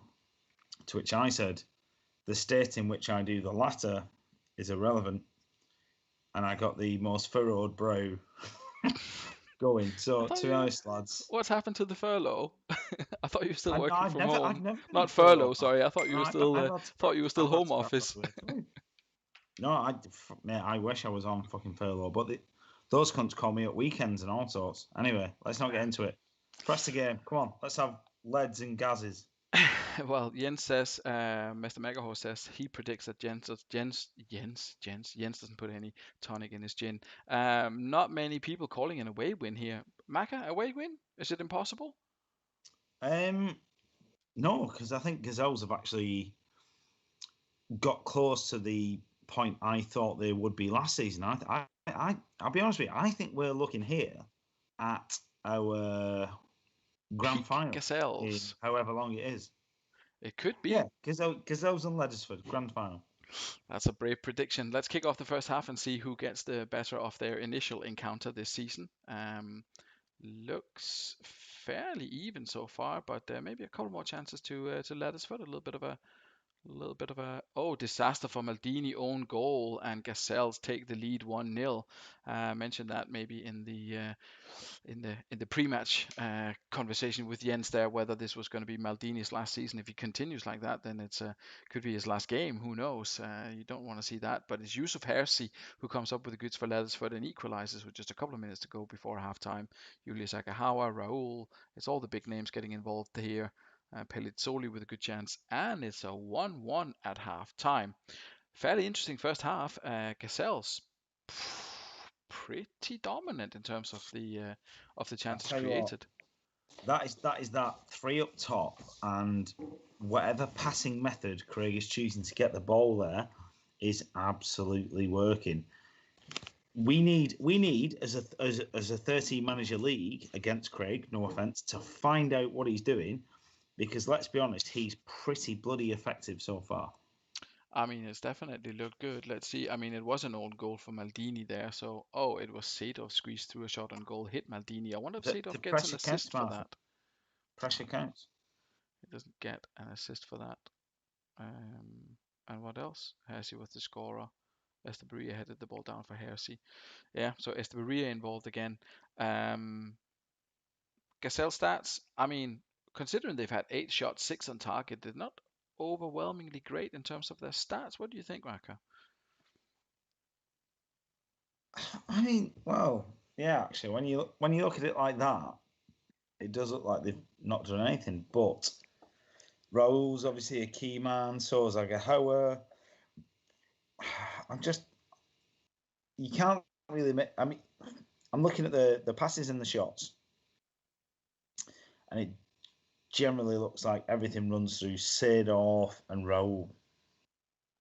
Perhaps Mourinho as well. If you can sort those boys out, maybe you can shut down Gazelles. But Craig's just got them being efficient. And I look at all those numbers, and the only way I can see it is he's got them being direct and ruthless. Well, it certainly worked out for them. I mean, maybe a bit of luck there with Maldini being the scorer, but a solid first half performance from the Gazelles. Leddersford, I don't know if Jens is back from his cocktail making session. I just came back. Thank you. Right, so just in time to cast your eye over the Leddersford first half performance. Maldini still getting an 8 despite scoring an own goal. Predict any changes for Hodgie at halftime here? Johan Vogel surprisingly only on a 6. It's hard to tell without having watched the first half. I mean, the ratings and the passing and everything. Oh my god! So Gazelle's been clearly the better side. Didn't look too bad, to be honest, looking at this. But yeah, maybe I don't know. I didn't watch anything, so it's hard for me to tell. Yeah, well, that's a fair point. I'm just waiting for. I was just passing time for Hodgie to maybe come back with a potential substitution here. Gazelles they've been dominant. Yeah, I mean that's what I mean. Mac and I were just talking about it. If you look at that's 3-2 and that's 8-6. Oh, and they've had more passes complete and won all the headers. And then you look here, there's a bunch of 6s and 7s. Over on the other sides, it's all 7s and 8. There's only really Vogel getting a 6. I'll give Hodgie another. That Gazelles team, it's a scary team, to be honest. You look at that. They created this much, and the players didn't really perform at all. I mean, they got so much more to do, and they still won one, and should be up probably away to Leddersford. And they've still got Kluivert to come back in as well. So still just going to give Hodgie another, let's say, 30 seconds here and see if he's got any changes to make. I don't think Hodgie is in the chat. I actually called him out and said he was criminally underrated, but he's not. He's not responded to that. He West was there earlier. that's looking there. Oh, I think maybe he's working actually and just sneaking a quick look at his phone every now and again. I don't think he needs to do anything. I mean, he's fine. he says go on, so I there we mean, go. he So scored we both do. goals, really. Oh, and it's Yusuf Hersey. Right from the kickoff in the second half, Yusuf Hersey puts Leddersford 2-1 up. Gazelles, I mean, just don't have an answer for them at the moment. And it's 3-1 Vogel, and I think that's probably going to be curtains for. Mate, I mean, deadly serious here. This league needs to put some fucking respect on Hodges' name because I think we've all written him off unnecessarily. The guy's been around for years, made the playoffs Did he every not? year. Did he not actually win the league last? No, Martin. I think he goes under the radar a lot because Hodges is obviously a confident lad and he can do what he wants and says what he wants and whatever, but he doesn't do it every minute of every day. I think a lot of people tend to forget the stuff he said, but he's obviously massively clued in, very tactically astute. And seriously, everyone needs to watch out for how good his team is this year. I'd still back Gazelles to get to the playoffs and arguably the final. But seriously, somebody needs to do something proper good to sort Odgie out this year. With all due respect, Odgie, obviously, I don't want you to win. I want to win. If somebody else don't stop you and I don't stop you, that's it. It's your fucking title, mate. Well, Gazelles didn't really turn up too much in the second half. Not really much to talk about considering their performance didn't really change in the second half. They didn't get a goal, and Agahawa is definitely not Patrick Kluivert. I think that's probably the main conclusion we can take from that particular performance. What we do have here is Yusuf Hersey. Of all people, I mean, he is looking tasty as well. Not scored yet this season. Jens, what do you make of Leddersford performance? Chris Macker very impressed with Leddersford. Obviously, do you share his enthusiasm? Yeah, but it's bang on. Look at this. I mean, it's 8, 9s, and 10s. He's got them somehow got all of his players delivering the goods. Some players out of position in my eyes, but I mean the way he puts his team out is it's impressive. Hersey scoring 2 goals after impressing at left back. Now it's attacking midfield. I mean the changes he makes usually comes good for him, and that's a sign, like Macca says, it's a sign of a tactical. We are at the point, Jens. We're at the point where we put a little droid out. And we say, help PRG, you're our only hope. Well, it worked last season. I was thinking maybe he'd discovered that Pastasoglu had brilliant crossing or whatever, and that's why he put them as wing back. But no, he absolutely does not, and he's not even particularly fast in terms of his acceleration or his pace. But apparently it works with him out there. To be honest, Martin, this is why when it comes down to the personal instructions of players, that's where the managers in the Super League earn their crust and prove themselves a cut above all these fucking David Collins, Joe Paiva, absolute namesake buyers and streamers or whatever out in the real world, because that's where you actually beat people who know what they're doing, and that's where you actually show your tactical nous better than anybody else. Like, anybody can go and put a team together with 11 superstars and win the Champions League with fucking Dover or whatever. Sound. But like Hodgie has taken a team of, let's be honest, a lot of those people wouldn't even make it in other people's first 11. Even me who underplays my team every week, I would not take Vogel, H.A. Beria, or Yusuf Hersey, Volodenkov. I mean, Hersey would be, over Giggs, probably not. But that's where the tactical nous of people who are taking those players and doing something with them, that's where that and the rest of the champ community needs to fucking realise this. That's where the genius is. It's not we're all, whatever we got called, B-Tech fucking AWBs or whatever. It's like, no, that shit is what works. We're not playing wib-wob here. We're actually playing decent tactics that try and outdo each other. Thank you very much. I completely agree, Macca, but Vogel is a fucking legend. If you wouldn't put him in your team... I've got a hard on for Nicky Butt, so you're not going to convince me on that one. So yeah, there's no places, there's no space for two people to arouse Chris Mack, not at his level of inebriation and his advancing years. So So he can only have one. He can only have one mistress, and it's got to be Nikki Butt. It's all in the name. Anyway, Correct, Martin. 97 minutes. That was a long one as well. Let's have a look at what we've got coming up next in the fixture list here. Let's have a look. We're at what have we got left? We've got 3 games left this evening. We've got have we? Yes, we've got Spartak Sloss, we've got the Devils, and then we've still got Fulchester and Hools to come. We're gonna go Spartak Sloss first here. Let's have a quick look at how Rob is lining up the boys. No, not proceed to the match. There we go. So he's got Milito out. He's got Tomadera out. He lines up like this. So it's a little bit of what we've seen before. Jens, what do you make of this particular formation? Collins up top, Guerrero behind him, Pizarro. Looks okay for Sloss. What do you think? I mean, we've sometimes criticized Sloss for not having like maybe the best squad, and he's got a bunch of like kind of not weirdos, but like sort of random players that doesn't really seem to fit in. Now he's got say Roberto, Salihamidzic, Lee Yong Pyo is kind of a proven-ish player. I think he flies under the radar completely because no one ever buys him. His stats are really, really very good, Julian Guerrero. Is that fair to say that Sloss have a slightly better squad than what they've perhaps have had in the past?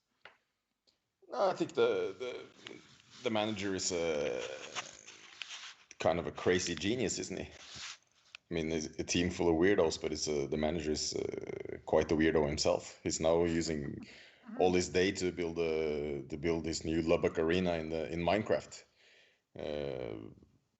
With all respect, I love the commitment, but could never be me. No, I think I said last season before everything fell apart. I think they were the most impressive. Next to Loko, they were the most impressive side in the league. They looked set for a playoff spot, but mainly because of Roberto and David Collins. He got the best out of those two. Roberto is ticking on nicely now as well after a 10 last game. So I personally think this is the best formation and the best team he can put out, and I back them to win tonight. Well, that's a brave prediction there. We'll have a look at their opponents. Dudley Hill next with Mr. Chris Mack. No injuries, no international call-up. Technically, he has his full squad at his disposal. Cast your eyes on this Macca and tell me where he's gone right and where he's gone wrong, if at all. I think he's got probably he's got the majority of his best players on the pitch. I think Steve is still doing an earnest job in Super League and is, I don't mean to sound horrible. I really got on with Steve, love him to bits. Like, I do think he's possibly a season or two away from winning it. However, the acquisition of Crespo and the instructions on Crespo to get him scoring goals are great. I think Rustico and Ayala are a lot better than Adams and what other dog shit he had at the back last season. Kufre is probably quite underrated. Kufre for me is bang on. Tomase is good. Carlos and Finnan, fantastic. Alex and Bowie are going forward. Do you know what? I'd be inclined to play Van der Vaart actually in the AMC role, and I wouldn't have as many arrows. The reason for that, actually, Martin, is I don't know why, but Van der Vaart doesn't look like he should. He should suit the AMC role, but absurdly, I've had crazy numbers out of him in that role, but with 2 up top, not with 1 up top. So I don't know if Steve wants to perhaps, take that thought on board and try it on a home save. But otherwise, the only thing that concerns me about that lineup, I think it's very, very solid. It's quite attacking, which he should be, given the firepower he's got. I'd have maybe dropped Carlos and Finnan's arrows back a bit. Gustavo Lopez, I can't say anything. I let him go. Greasy did well with him. And I think Steve's doing all right with him as well. I mean, Anshue shouldn't even be in this league. So don't start me on that one. Amoroso. I'd have possibly played Amoroso.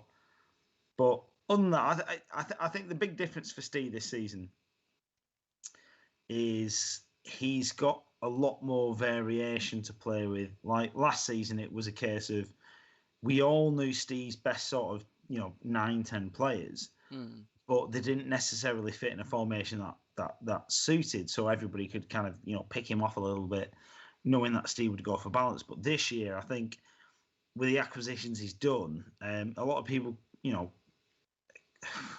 doubted it and whatnot. But I think Steve's added a lot more balance to his team. And that allows him to play with a lot more variance and mix it up a bit and create a bit more of a mystery about what he's going to submit every week. So on that aspect, I think Steve's done okay. But he's still maybe finding his best 11, if I'm perfectly honest. Yeah, I mean that's definitely a good case to be made for that, but I think as you mentioned there, he has got a little bit more variety in terms of the players that he can select. So he's perhaps a little bit less likely to go into some of the let's say more adventurous, if not particularly effective tactics that he sometimes had to deploy last season. But it'll be interesting to see how they develop this season. Dudley Hill, obviously, they've got the potential there to make a fairly decent side out of it. Your prediction, I think Jens, you already gave yours. Maka, your prediction for this one: Sloths to get a home win here, or a draw maybe. Well, if you take David Collins out of the equation, it's probably 1-1. As soon as you add that cheat code bastard in, it's probably 3-1 Sloths, isn't it? Well, it could be. Lee Dimble says 3-1 for the away side. I'm waiting to see if there's any other predictions. Ian Edwards says 3-1 for the home side, perhaps with Collins as double goal scorer. Who knows? And let's see if there's anyone else has anything to add to that. Alf goes 3-1 as well. Yeah, there's a lot of love for the home side. We'll kick it off and we'll see how it goes. Champino says 3-2 away win, 5-1 for the home side. Says Scott. He's got a lot of love for David Collins, obviously right there. Ryan says a Desmond and a Sloths win from Wooder. Let's have a look. Sir Roberto. I think Sir Roberto just had made another assist. Of course, yes. But the red cards continue to haunt the Sloths. Let's see what manager Rob does in this particular instance. Abiati has led the side down there. I'm guessing we're going to see Esteban in action. Is that actually a goalkeeper? I was hoping it was Esteban Cambiasso. No, it isn't. It is an actual goalkeeper. Let's be honest though. Robbie's not that far off playing some batshit thing like that.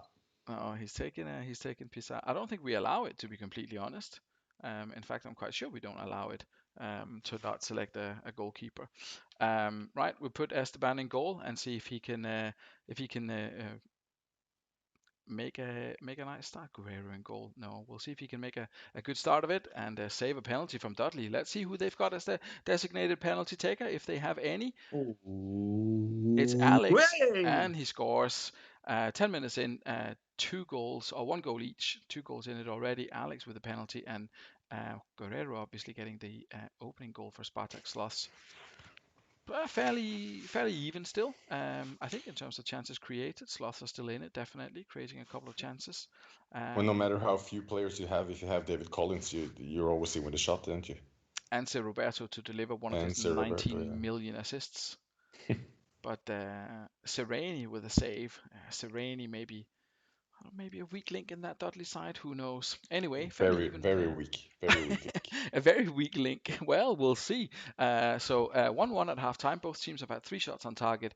In terms of distribution, fairly even, although slightly in Sloth's favour. So surprising considering they went a man down. Sir Roberto with a cross from the left. Yeah, that's his third, fourth assist of the season already. And it was Alex then with the penalty. The rest of the half, not that much happened. Dudley Hill, Maka, it seems to be going kind of okay. I think that midfield kind of cross section thing that he's got going on there, maybe sort of getting in the way of each other a little bit. Maybe there's a bunch of sixes in there. Would you spread it out a little bit, maybe, if you were to run a similar formation?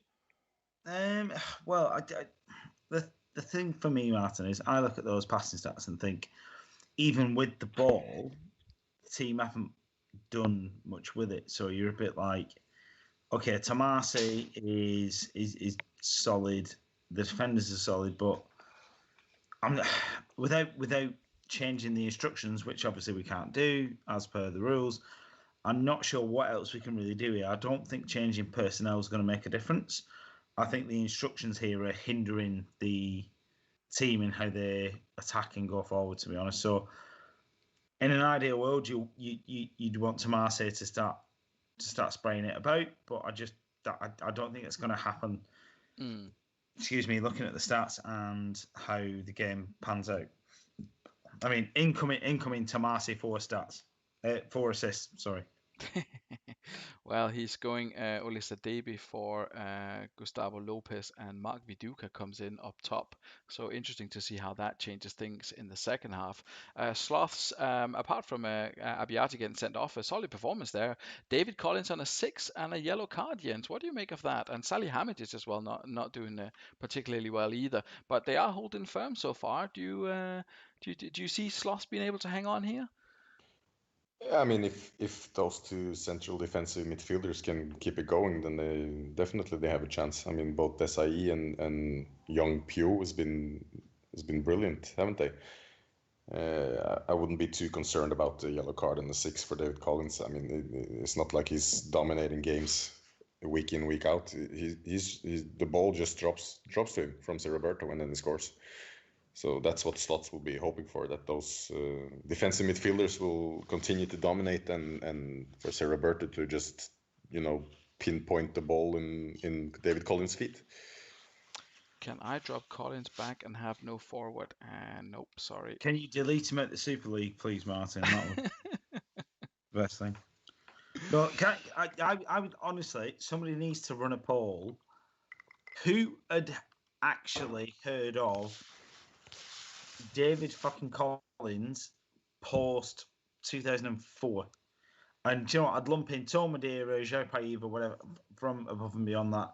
Because let's be honest, when we all get into the Prem and we're managing whichever tin pot sides, or we took jobs of the likes of Portsmouth or Tottenham or whatever sort of mid-table people, there ain't no way we are going after these low-level motherfuckers to try and fire us to Champions League glory. I'm sorry, but anyone with an ounce of mentality Decency. immediately goes, right, let's try and sort something out. I was gonna say decency. Am I the exception to the rule?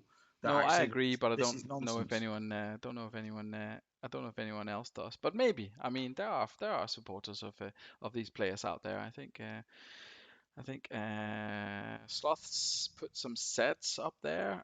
So I guess we just go with the second half, if that's. Yeah, sorry, Martin. I'll go on mute again. No, that's okay. I was just trying to read the comments at the same time, see if Rob wanted to do anything else. But it doesn't look like it. So we'll fire up the second half and see if Collins, one of my favorites since CM3 at Burnley, says Steve Wright. So he likes him. No, but he's not real. Does anybody have him on Facebook or LinkedIn? No, he's bullshit. Ooh, it's Yes, Alex sir. with the goal for Dudley Hill there, coming up with the goods for the visitors. Obviously, fitness starting to play a part now in the last 30 minutes. Mark Viduka coming in with a goal as well. That's going to be a sight for sore eyes for some of the three dicks of the Dragons if they're still here. I mean, Viduka was a myth at the Dragon Destroyers for a while, I think. But this is essentially a victory for science over the David Collins flat Earth. So big fan. A victory for science, D. Right? I'm not sure if you were expecting that compliment, but there it is anyway. I mean, that didn't work out well for Sloths, obviously. Completely hampered by the sending off the goalkeeper and having to change the tactical formation. They're obviously set up to do an attacking job at home, and that didn't really work out. Yeah, I mean, stuff was definitely incoming from Dudley Hill in the second half, and it did go very, very well. Big win for Magnus and the Pink Pancakes, says Champ Mega Horse. Unlucky Rob, says D. Right.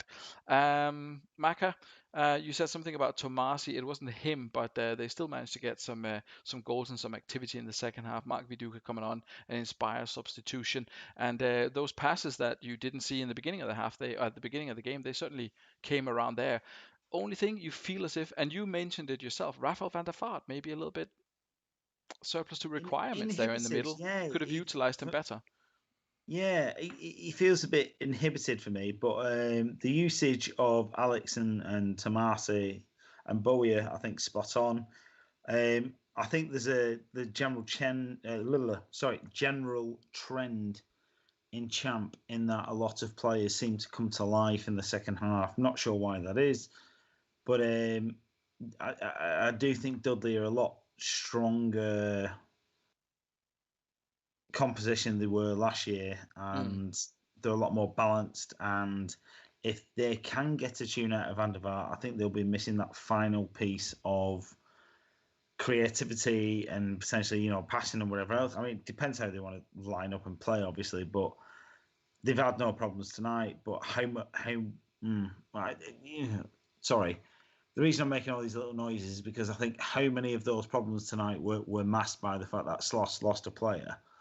You take that away, Well, was there it is still going to be always a that, 1-1 isn't it? game? More than likely, yeah. So if Dudley Hill can get a tune out of Alex and Tomasic and Van der Vaart and get everybody singing, absolutely spot on. It's the same conundrum I've got with my players of Saviola, Owen, Veron, blah, blah, blah.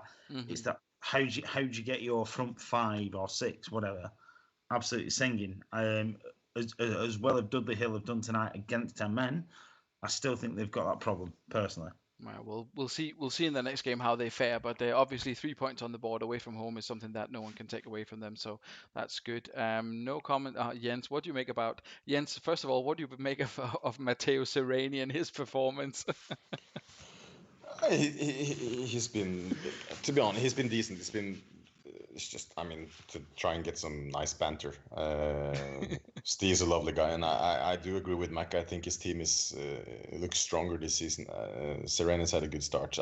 I'm still not his biggest fan. Season is long, but I mean, Alex with 7 shots, 5 on target.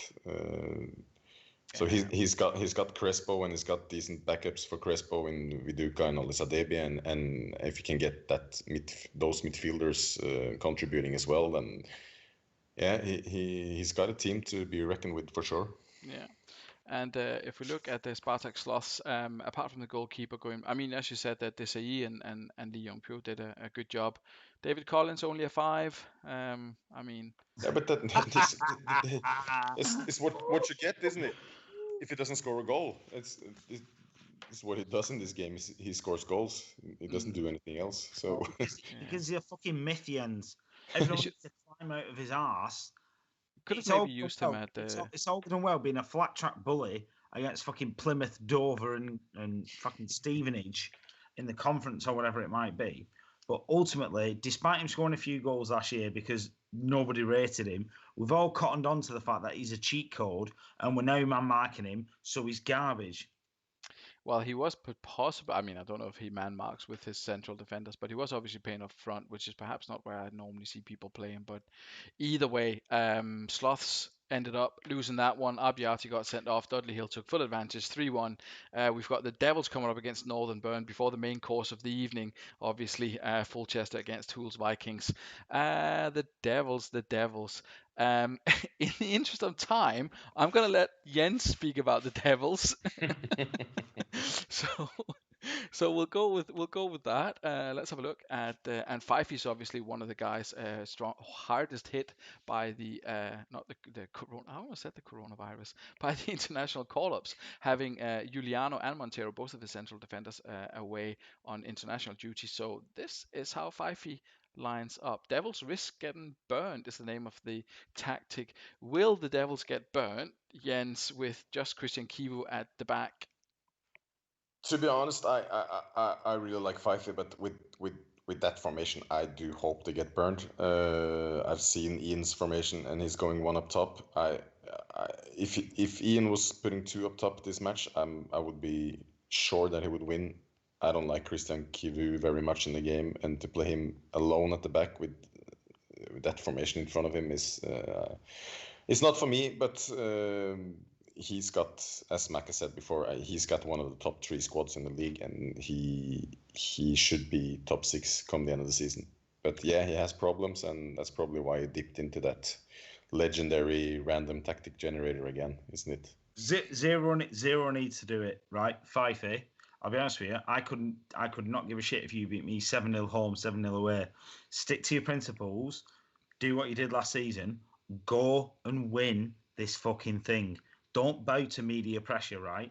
You've done random shit for the last few years and finished in the bottom 2 or 3 and been the little wooden spoon boy. You're better than that, actually. Last season just proved you're actually really tactically astute. So what you need to do is, I don't know, grab this league by the bollocks, play your best formation, fuck everybody else off on Twitter, and go and play your best team and start dicking us all. Do it. Well, he could have played Oyer at the back, I guess. I mean, he does have options in terms of putting in another central defender in there, but he opted for one at the back, and obviously he's up against Mr. Edwards, who play one up top. Maka, a couple of wide players there, though. Del Piero and Stanic. You think it's going to matter against Fife? He did have sort of sideways arrows on Dyer and Van Bronckhorst.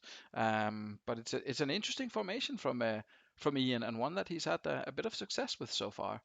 It is, yeah. It's a 3-3-3-1. Stanic, I think, is a little bit of a dark horse, actually. I think he's quite effective in that role. Del Piero, I'm not so sure about. Henri and AMC, as we know, I've had numbers out of him, and Ian's definitely had numbers out of him last season. Doing quite well, I think. Nakata and Gerard, annoyingly are effective. Gattuso does what he does. 3 at the back. I'd have been inclined to maybe play Cannavaro at sort of left centre half and Samuel in the middle. Udeze and Cannavaro, though, together, absolute beast. I've proven that. So I think Ian's got a very different but eclectic. No, that's not even the right word. He's got a very different but effective formation here. The only change I perhaps would have done was Robin for Del Piero, and depending on the personal instructions he's got for each player, we'll see how it goes. But that for me is actually quite a good team, and I think Ian this year could be very much like a dark horse. Yeah, well, I mean, he's off to a half decent start to the season anyway. Do you think they can take something from the Devils here, or do you think Impensa and the boys will have too much firepower regardless of their formation? This is a horrible game. If Fife hadn't fucked about with this formation, I'd have backed Fifey all day. But now he's gone with this one at the back and whatever else. I think this could be a draw. And let's be honest, if Ian comes away from Swindon with a draw, he's happy out with that. Well, he's got Sigalko up against Christian Kivu. Jens, how do you see that matchup going? Sigalko to be on the score sheet tonight, possibly? Possibly, yeah. I completely agree with Maka. Again, he's spot on every time. If Fife would have gone with his normal tactic that gave him success last season, I would have backed him. But now I'm gonna stick my neck out and say 3-1 to the Burn. Oh, 3-1 away win. Alf says 4-1 for the home side. He's backing Impensa. Lee Dimple says 0-0. So there's definitely a couple of differing opinions already. But let's let's fire up the first half and see how the Devils get on against Northern Burn here tonight. And if Impensa can continue his run, that's probably something that worries everyone. Sigalko had the first chance of the game there. I think he's actually had a couple already. Sigalko really involved, but it's Roy Mackay who opens scoring for Swindon Devils. They're just difficult to stop at the moment. The Devils with the attacking lineup they've got and the strength they've got in that final. Well, from the middle up to the final third, and the striker, and it's Impensa, obviously getting the goal for the Devils, 2-1 up. Northern Burns not been able to capitalize on having the wide players. And let's see if it stays like that up until halftime, or if anything else is going to come of it. Nope, it's 2-0 Devils as we go into halftime. They have dominated pretty much completely. Northern Burn only getting 2 shots away and not a single one of them on target. Possession slightly in Fife's favour. All of the football being played in the middle of the park and down in Northern Burn's end. So one of the backs not working out too badly, Chris, is it? Have you disappeared as well? Jens says he's gone for a minute. No, Martin. I'm just taking a breath because I just hate being proven wrong, and it's one of those where again, I don't know. Has he put his DMCs on fucking backward runs? Some nonsense. I don't know. The thing is, I used to think I was decent at this game, but this this whole Twitter kickoff and everybody else trying something new has made me realise maybe I'm the dinosaur actually, and it's really, really sort of got to me. So the fact that Fifey's trying this shit and getting away with it, just it baffles me. Do you know what I'm gonna have to do, Martin? Right, is watch this tomorrow night in slow mo, on mute, because I don't want to hear myself ever. Nobody wants to hear myself. See what's gone on in terms of action, and then realise I'm just past it, and then go from a sort of soonest managerial position to a why don't me, Martin, and Fifey host an analytical show on a Friday and earn a living that way? Well, it could also be down to the. I mean, there's something to be said for it being down to the quality of the players as well, but perhaps a little bit harsh on Northern Burn this first half. But very very good morale and very well played for Fifey's boys there, and they're all on super high fitness as well. If you look at Northern Burn and their first half performance, it's 7 and 6s across the board. We'll see if Ian has anything to add in terms of whether changes he wants to make. He can maybe bring Alan Smith on, Robin for Del Piero, please. So we'll try and get him on. Well, Ian, Robin. I mean, this is the problem with playing three at the back. You look at Cannavaro's stats just there. He's done nothing, but he's arguably one of the better players. Same with Walter Samwell. He's done nothing. So you almost think, are you wasting a defender at the back there, or at least not giving them the right instructions in terms of, I don't know, bringing the ball forward, playing it long, playing it direct, whatever it might be. It maybe just feels like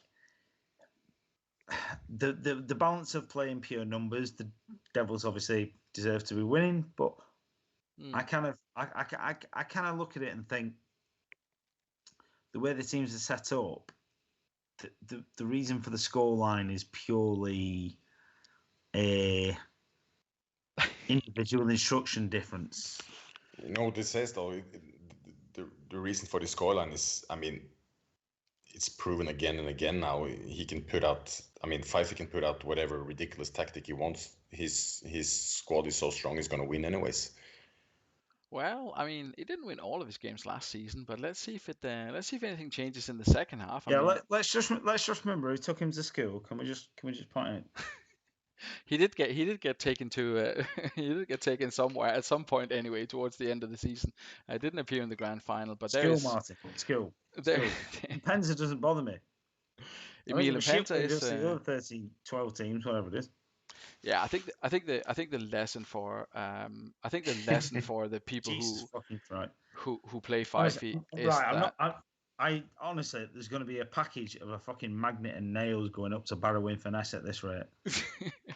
I think the lesson for anyone who plays Fifey is that there's Tigalco actually with a consolation goal for Northern Burn here towards the end, is that you need to stop Impensa, because otherwise it's not going to go well for you really, and that's definitely what happened on this particular night in the Stadia El Diablo El Fuego y Muerte in Sydney apparently.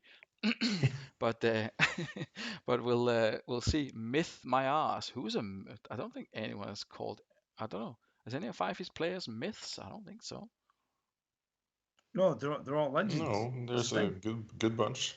All right, okay. I'm not sure. Even got David Dunn in the bench. Ventila's the top boy though. The Rabona King. The Rabona King, David Dunn on the bench, yeah. So well played, well played there. Assists to the wing backs as they are, even though they were moved in a little bit. Kieran Dyer, obviously very very strong. Look at the amount of passes. So he's definitely doing something. Not only does he have a very very strong squad, he's also got some pretty decent players that he can fill in there. Impensa was called out on. Okay, yeah, I don't know who says that Impensa isn't good. I mean, that would be. Oh, he's elite. That would be kind of mental. Oh well, anyway, looking at Northern Burns' performance, we kind of touched upon it with the central defenders there. Walter Samuel with 5 touches of the ball and 12 missed tackles. 1 out of 12 tackles. Yeah, that's not gone well, has it? I mean, to put it mildly. What's he been doing? He's been drinking gin tonic as well. Where is he? Walter Samuel. He's there on the. Pure hay fever. He's there on the left-hand side, so he's up against Roy Mackay, really, who's apparently just kind of strolling past him. We'll have a look at the runs. I mean, The bad thing is what Ian did there by playing 3 at the back actually makes total sense. But did he do zonal or man? I don't know. Mark, You're gonna have to that ask is him. that big question. You're gonna have to ask him. What is clear is that Impensa had 8 runs, successful dribbles, as they're also called. Roy Mackay had 5, and obviously that's reflected in the poor tackling display of the Northern Burnside. So that's something to consider. Either way, Impensa definitely the key to this one. And well done, Fifey continues his good run of form, and I think top of the league for sure. We have one game left this evening. It's Fulchester against Hull's Shit. Vikings. He's not in the I don't swim. like this. Oh, okay, that's why. It's because he's not in that league where people had the pick of any striker anywhere in the world. And I don't know, there's like 40 teams in it, and not a single team picked Impensa, which is kind of weird. But anyway, Just I think, Mr. Maka, you had asked for yeah, Molina. let's have a look. Yeah, I think I had a. Oh, yeah. So Day instead of Molina. Sorry, you have auto That's all right. corrected that for me. But let's have a look. Yes, that's right. That is correct. Let's hear it. Let's hear it. Let's hear it. Right. Questions are going to be asked. Right. So that's absolutely fine. The reason for the 3 at the back is I've conceded a lot of goals, and the reason for the Bishkan backward arrow is when I'm on the defensive, the prut and forward arrow won't kick in because forward arrows on champ only ever relate to when you're attacking or with ball. So this is, I think, what Alf might refer to as a legal wib wob, even though, or whatever. I'm not sure, but basically, when I clicked on everything, there were no chunky circles or anything like that. But it essentially just drops your players back into a position that you want, right? So when I've got the ball, I'm essentially lining up as a 2-6-2. When I've not got the ball, I should be dropping back as a 3, 2 defensive midfielders, 2 wingers, Veron what he's doing, and going from the yes, there's a big gap in midfield, but hopefully it condenses play down and gives me a bit more of a shield. So the idea is stop conceding fucking 3 a game and needing to score 4 or 5, which, let's be honest, I've done a couple of times, but never do. I don't regularly do. And go from there. And then my bench is obviously done in mind with the fact that I've got Prutton but Bishkan on the pitch. So Donati, Comandini, and Luizao is a home game bench in the hope that should anything need to change, I've got plenty of options there to do it. It does make sense in my head, but then again, my head is essentially a 7th dimension of nonsense. Well, so we'll see how we get on. I reckon Jens has gone 3-5-2 and he's going to batter me. Well, you've got some love in the comments there. Love backwards arrows, but hate an arrow clash, says Lee Dimple. Champ Mega Horse backwards only without, forwards and sideways only with. I like this setup. Arrow clash won't actually happen when they go in opposite directions. Might be worth a try. Well, at least it's getting people talking, so that's good. Never seen the point in arrow, says Mr. Campbell. No, you clearly didn't. Anyway, let's have a look at how Jens and the Hools line up. And this is a 2-3-2-2-1 formation. Game lost. Lost the game. That's it. I'm done. 3-0 Hools. Alf says it might confuse the opposition. You could hope for that, Maka. Jens, talk us through your lineup here. It looks familiar. Mendes, I think, is new. Is that right? Yeah, no, he played 3 or 4 games last season, but okay. it's his season debut this time around. I mean, Nikiforenko is going to get absolutely smashed, isn't he? He's going to get a sandwich from the midfield and that David Prutton in defense. Well, it's possible. No, I expected Maka to play that 2-1-4-1-2 and to play Veron centrally. So I from going for 4 DMs, I put Zanoni up together with Van Bommel to try and keep Veron quiet. And I also put Mendes in to allow Thuram to go to that right wing back because I want to keep Giggs as quiet as possible as well. Other than that, Anelka had a good game last time out, but to be honest, this lineup is put out in in respect for Fulchester, because I know it's a hard place to go, and we would be happy with the points. It's not Jens. Northerburn took the piss last week. They absolutely championed me on gaff. No, it is that you can't. I'm not biting on that. I think it's if it was one game before the season that I would like not to play, it's this one. So that's why I lined up. Jens, I guarantee, mate, no matter how much fucking jib I give on Twitter this season, I ain't finishing any higher than 10th, and it's already playing on my mind and giving me serious mental anxiety. I mean, I've literally text Fifey going, I want to quit. That's how bad it is. I lose 3 games and that's it. My head goes. So you've won tonight, mate. Don't worry. And then I'm going to spend the rest of tomorrow just in a deep fucking spiral because I actually give a shit. Anyway, go on, Martin. Please put me out of my misery. Right, let's have a look at the first half of Fulchester against Hull's Vikings. I'm not going to ask you guys for a prediction. Steve Wright says 1-0 Fulchester. Swindon, Devils Hulls. manager Fifey goes for a Desmond. I was going to say someone says a 3-0 away win, but that was you. 4-0 Fulchester. I'm going to go. Oh, right, okay. Right, I'll kick this. If I win 4-0, send me a picture of your dick. And I'll ransom it for cash. Maybe a nipple. Right, let's have a look at this one. Ian Edwards says 1-1. Lee Dimble 2-0 for the home side. Let's kick this one off and see how it goes with Fulchester and Buffon is having a mare. The fortress is gone. The colliding arrows and how they end up impacting things. 1-0 Hulls. Fucked. Well, there's nothing has happened yet. 16 minutes in. It's Van Nistelrooy doing Martin, things. I'm going to start wearing a whoop. There we go. Oh, it was Van Bommel. Van Bommel opens the scoring for the Vikings. Thuram doing a good job out on that right-hand side, keeping Ryan Giggs quiet as well. But the wrong coming for. Oh, there's Giggs. Oh, it was the first time that Giggs was kind of allowed off the leash by Lilian Thuram, and he could have almost made it 1-1, but he actually absolutely didn't. I mean, it's been a tough one for Fulchester. Tough first half there. Only one shot. It was on target though, but 1-0 down to the slightly more effective Hull's Vikings side. In terms of possession, it's been a midfield battle there, definitely. I just want to have a look at something that happened around the sort of 38, 9, whatever minute mark. Was there something about a penalty claim or something? Maybe, or was that my imagination? Giggs looked odds on to score. That was the one I saw. Okay. The ref had spotted an earlier incident. Never mind. Nothing in particular there. Prosson picked up the loose ball. Maka? Oh, Jesus Christ. Managerial masterclass. Now's your time. You've got 2 substitutions to make. I've obviously got the wrong instructions on the players. Can you bring Louis O on for Michael Owen and Comandini for Saviola? Let's try something different. Let's try 2 different strikers up front. Am I allowed to do 2? Yeah. All right, okay, sod it then. There you go, and we'll save Donati in case something goes wrong. You're not allowed to cancel your arrows. Yeah, no, that's fine. Biscuit's got a 7. Protton's got a 6 and a yellow. I think I've over-engineered this.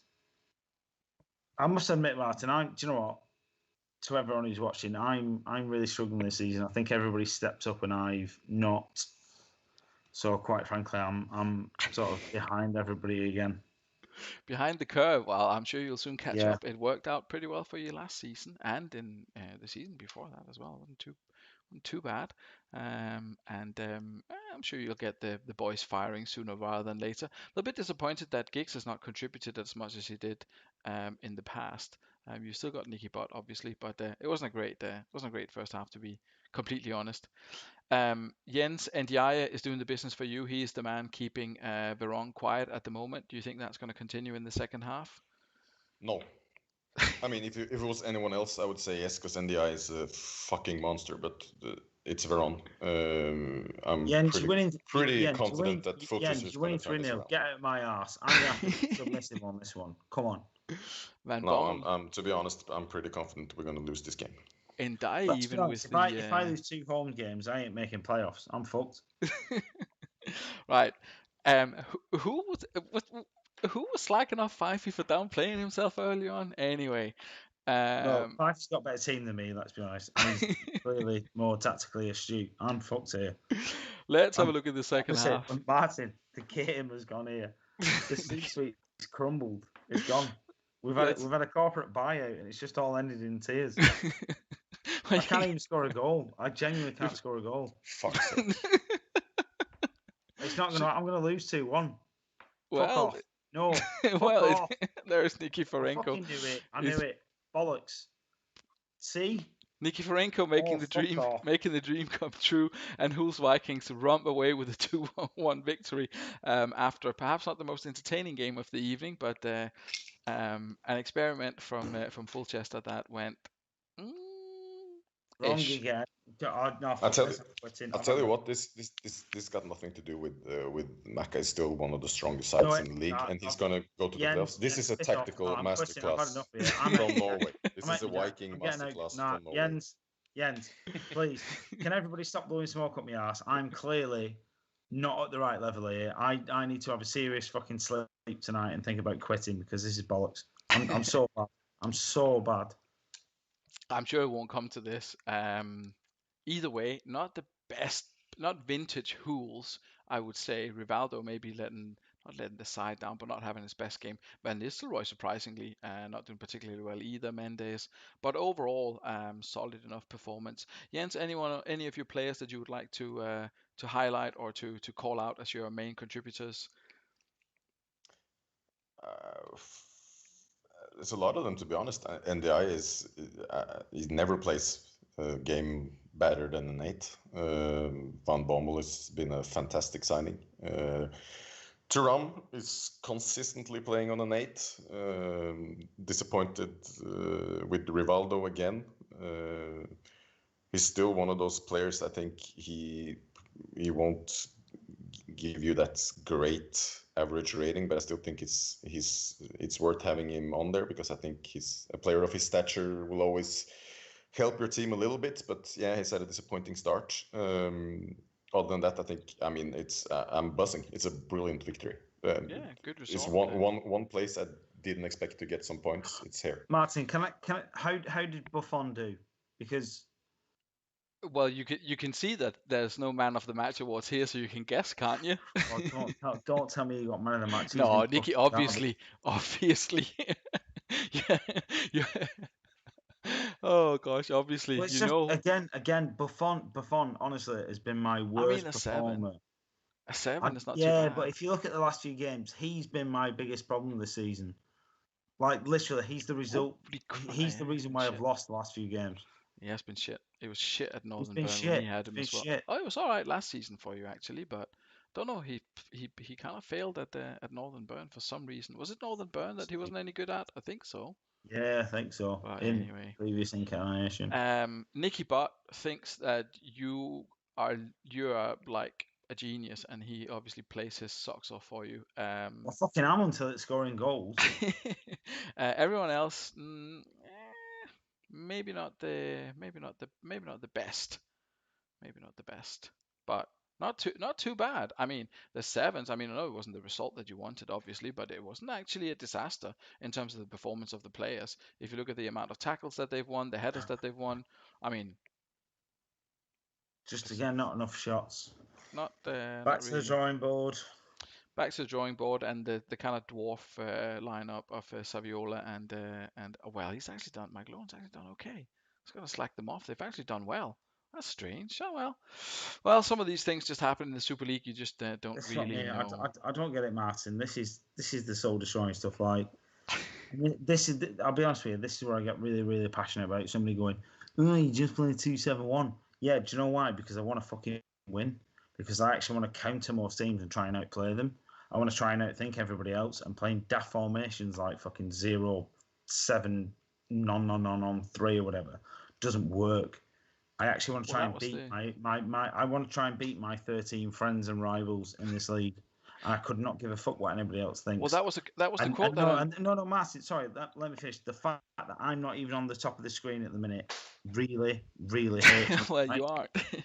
That's Yeah, true. Well, the quote that actually I think I mentioned this before, but that's the quote that that Andreas said, the who was the Valen manager, said something about having fun and winning, and he was like, "But winning is the most fun I know how to have." So correct. that was that was his kind of attitude to it. So even though he played a very very similar formation in pretty much every single game, but yeah, let's not dwell too much on the past and on the formations. I'll save my monologue for another time. Let's have a quick look at at a roundup. Of the results. Aston Athletic 3-0 win, Bostock Stanley, bad night for Bostock. Dragons and Lokomotiv Boston played out a 1-1 with very similar, if not identical, formations. As we just seen there, Hull's Vikings with a very important away win for them. They move up to second. Churchtown get off the off the bottom of the table, I guess, with a win away to Haggis Hunters. There's Laddersford with that 3-1 win, very impressive over the Gazelles, who had been going very strong so far this season, but they were obviously without Kluivert, which I still think is a big deal for them to be without him. We have Dudley Hill with an impressive win against Spartak Sloths. I say impressive, it was obviously based on Abiati getting sent off, but still, you need to score, and they definitely did. And the Devils continue in their march, their triumphant march, with a 4-0 victory over Northern Burn and Emil Impenta. It's Emil, it's not Mbo. Pretty much unstoppable, 6-5. That's something that opposition managers will have to think about. Here's the table. Devils at top. They've only dropped a couple of points so far. Who's just behind them? Laddersford, Boston, Dudley, Gazelles. We go down to the bottom. We've got Bostock and Fulchester. That is a surprise to see those two teams down there. Um, Guys, anyone? I'm not making you a child cry. Stephen accusing me of Scroll up, scroll up, scroll up, scroll up. Steve's accusing me of making his child cry again. I'm not entirely sure No, why I that's always fine. make his Cheers. son cry. Um, Jens, any observations? You're happy with second, I presume? Yeah. Away to Bern and away to Fulchester, the two last games we played, and to get 4 points there is massive. So yeah, I'm happy with that. The Devils look like they're on a different level again. Let's see if they can keep it up this time and not throw it away by resting half his squad for no particular reason. Other than that, I'm confident that Macca will step it up, and then I think it will be just as tight as it was Fucking won't, last Jens. season. To be honest, I'm fucked here, lad. No Right, chance. No, I'll tell you now, right? Nah, I'm not making any playoffs. Me, it's gone. you need a trip to So, Oslo, mate. You need a trip to Oslo to get your head clear. Jens, I do. I need to come and find myself spiritually, because at the minute I'm in bits. Like, genuinely, I'm They've not got sure the I'll wake up they've got the tomorrow. cabins. It's fucking You got horrible. This. a quick trip up to Telemark and then just put on your cross country skis. There should still be snow, maybe at some of the high points. Then you can Yeah. go for a A little lot of stuff. stroll. Go for a little stroll out there and find yourself. I'm sure it'll all work And out just perfectly in the end. Macca, just bring your computer and we go to the store and we buy tons of beer and we champ. That sounds as long as I can log on for at least 3 or 4 hours every day, To so that appease some my Americans. stupid fucking bosses think that my personal time is actually still mine to some capacity. I'm well up for that, actually. Well, Martin, would you mind clicking on the player stats as well? of course, we can have a look at the play. Oh, sorry, those are the team stats. We'll have a look at the player stats. Marcel Desailly and C. Roberto, the top performers in the league. Desailly with a 9 average. That is pretty wild. C. Roberto, 4 games, 4 assists. Difficult to argue with that. I mean, you got to feel a little bit hard done by. You're the top scorer of the league with 6 goals in 5, and you're only 4th in the in the player rankings. We've got Nicky Butt obviously in there. Sol Campbell, another one who's And the eye as well. yeah, So NDI is there as well, a little bit Thuram higher as up. well. My defensive line has been, even though I conceded 5, it's been really solid. You've definitely got a few players in there. Let's have a look at the goals. There's obviously Impenta. Joe Cole's still in there. Sigalco's on 4 as well after his scoring tonight. David Collins still on 4 somehow. Zidane on 4 after the hat trick he had. It'd be interesting to see if we get like a proper sort of race for top scorer in the league here. But some of the other strikers definitely need to start up in their game. It's only really Sigalco who's in here. We're 5 games in. We need to see Crespo, maybe. a goal a season kind of average. I think assists is Van Bronckhorst with 4. for some reason. Del Vecchio doing well for Boston there. A little bit of a surprise, I think. Barry Ferguson in there as well. Nicky Butt with 2 assists. He is really Mr. Fulchester, if you can call him that. Let's have a look. Something that could be perhaps interesting. Let's have a look at the goal from corners. Swindon Devils, very good corner taker. I wonder if that's Giovanni Van Bronckhorst. Maybe. Who knows? That's 4 assists there. Indirect free kicks. I'm not sure who's got instructions for that and who hasn't. I don't really recall. Can I just point out the irony of Haggis selecting like 28 free kick takers and not scoring fucking any from free kicks? Yeah, that's a bit of a shame. But can you look at penalties, Martin? At penalties for the last 32 games? No. Jens. We spoke about this. Your play is a clean cut. It's a massive conspiracy, mate. It has to be 32 games in the Super League. No penalties. I don't get anything. 32 with not a single penalty against you. Well, I don't know. I mean, I've got Van Nistelrooy up top. I mean, if anyone can dive himself to a penalty, it has to be him. Well, I don't know if it's Giovanni Van Bronckhorst taking the corners 5 feet, because it's obviously, I think, the game that picks it. I was just saying that he had 4 assists and you had 4 from corners. So there's no guarantee it's him, obviously. Ronaldo suffers an injury. Yeah, we saw that. Let's go back to the actual league. I think that kind of rounds it up. There's a couple of calls for me to have a rant. I don't think that's probably such a fantastic idea. I've had plenty of them in the past. Go for it. What have you got to lose? In the spirit of having rants, I don't really have anything ranting to kind of say. I just hope that. Can you do one line in Danish? One rant in Danish? No, I don't think that. I've never really been one for ranting in Danish. So as you, all the managers, and probably the few people watching who aren't managers, know that it's going to be my last season in the Super League, and I've put like quite a lot of time and effort into this, and I would appreciate it if people could bear in mind what I said last week, that it's all here for everyone to. I did this for people to enjoy themselves and to have fun and to take it seriously as well. To put some time and effort into it. I can see the Super League going in a slightly different direction than I perhaps wanted it to, but that's cool because it's all about the managers. It's not really down to me. But make sure you do done a massive job, mate. But make sure, just make sure, and this is not targeted at anyone in particular, because I know that people have, their own motivations for doing various things, but just make sure you do it with respect for each other, and I think we have done that pretty much all of the time. And if anyone who aren't managers in the Super League or whatever start to some kind of Twitter beef, I mean, please remember that we are like in our 40s, and whatever happens on Twitter, it has nothing to do with reality. So let's try and keep it a little bit civil, at least until I leave, and then next season you can do whatever the hell you want. That's kind of my only sort of rant. And I'm not having a go. You're all great guys. I love doing the live shows. I think it's brilliant. I don't mind people coming on. I'm not Martin. Ranting I'm a petty bastard. And having a good laugh. I think that's what it's all about. So as long as we bear that in mind until the end of the season, and take it seriously, obviously that's the most important thing, because if you there's people in the 30s, there's 5 years. That's a fair point. There are people in the 30s, clearly.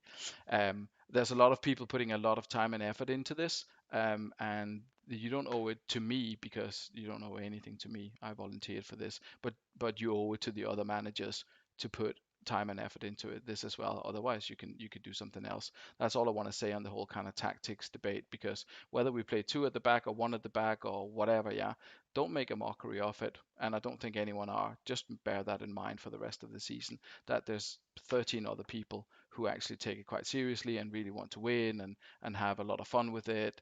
So let's not phone anything in or try to prove any more. It was fun last week when everyone did a funny formation to annoy Palmer or whatever, but let's try and get back to what we did last season, and just do the same for the rest of the season, and take it seriously. That's kind of all I have to say about that. Alf is 76. Yeah, that's true. I guess on average, we've got to be in our 40s.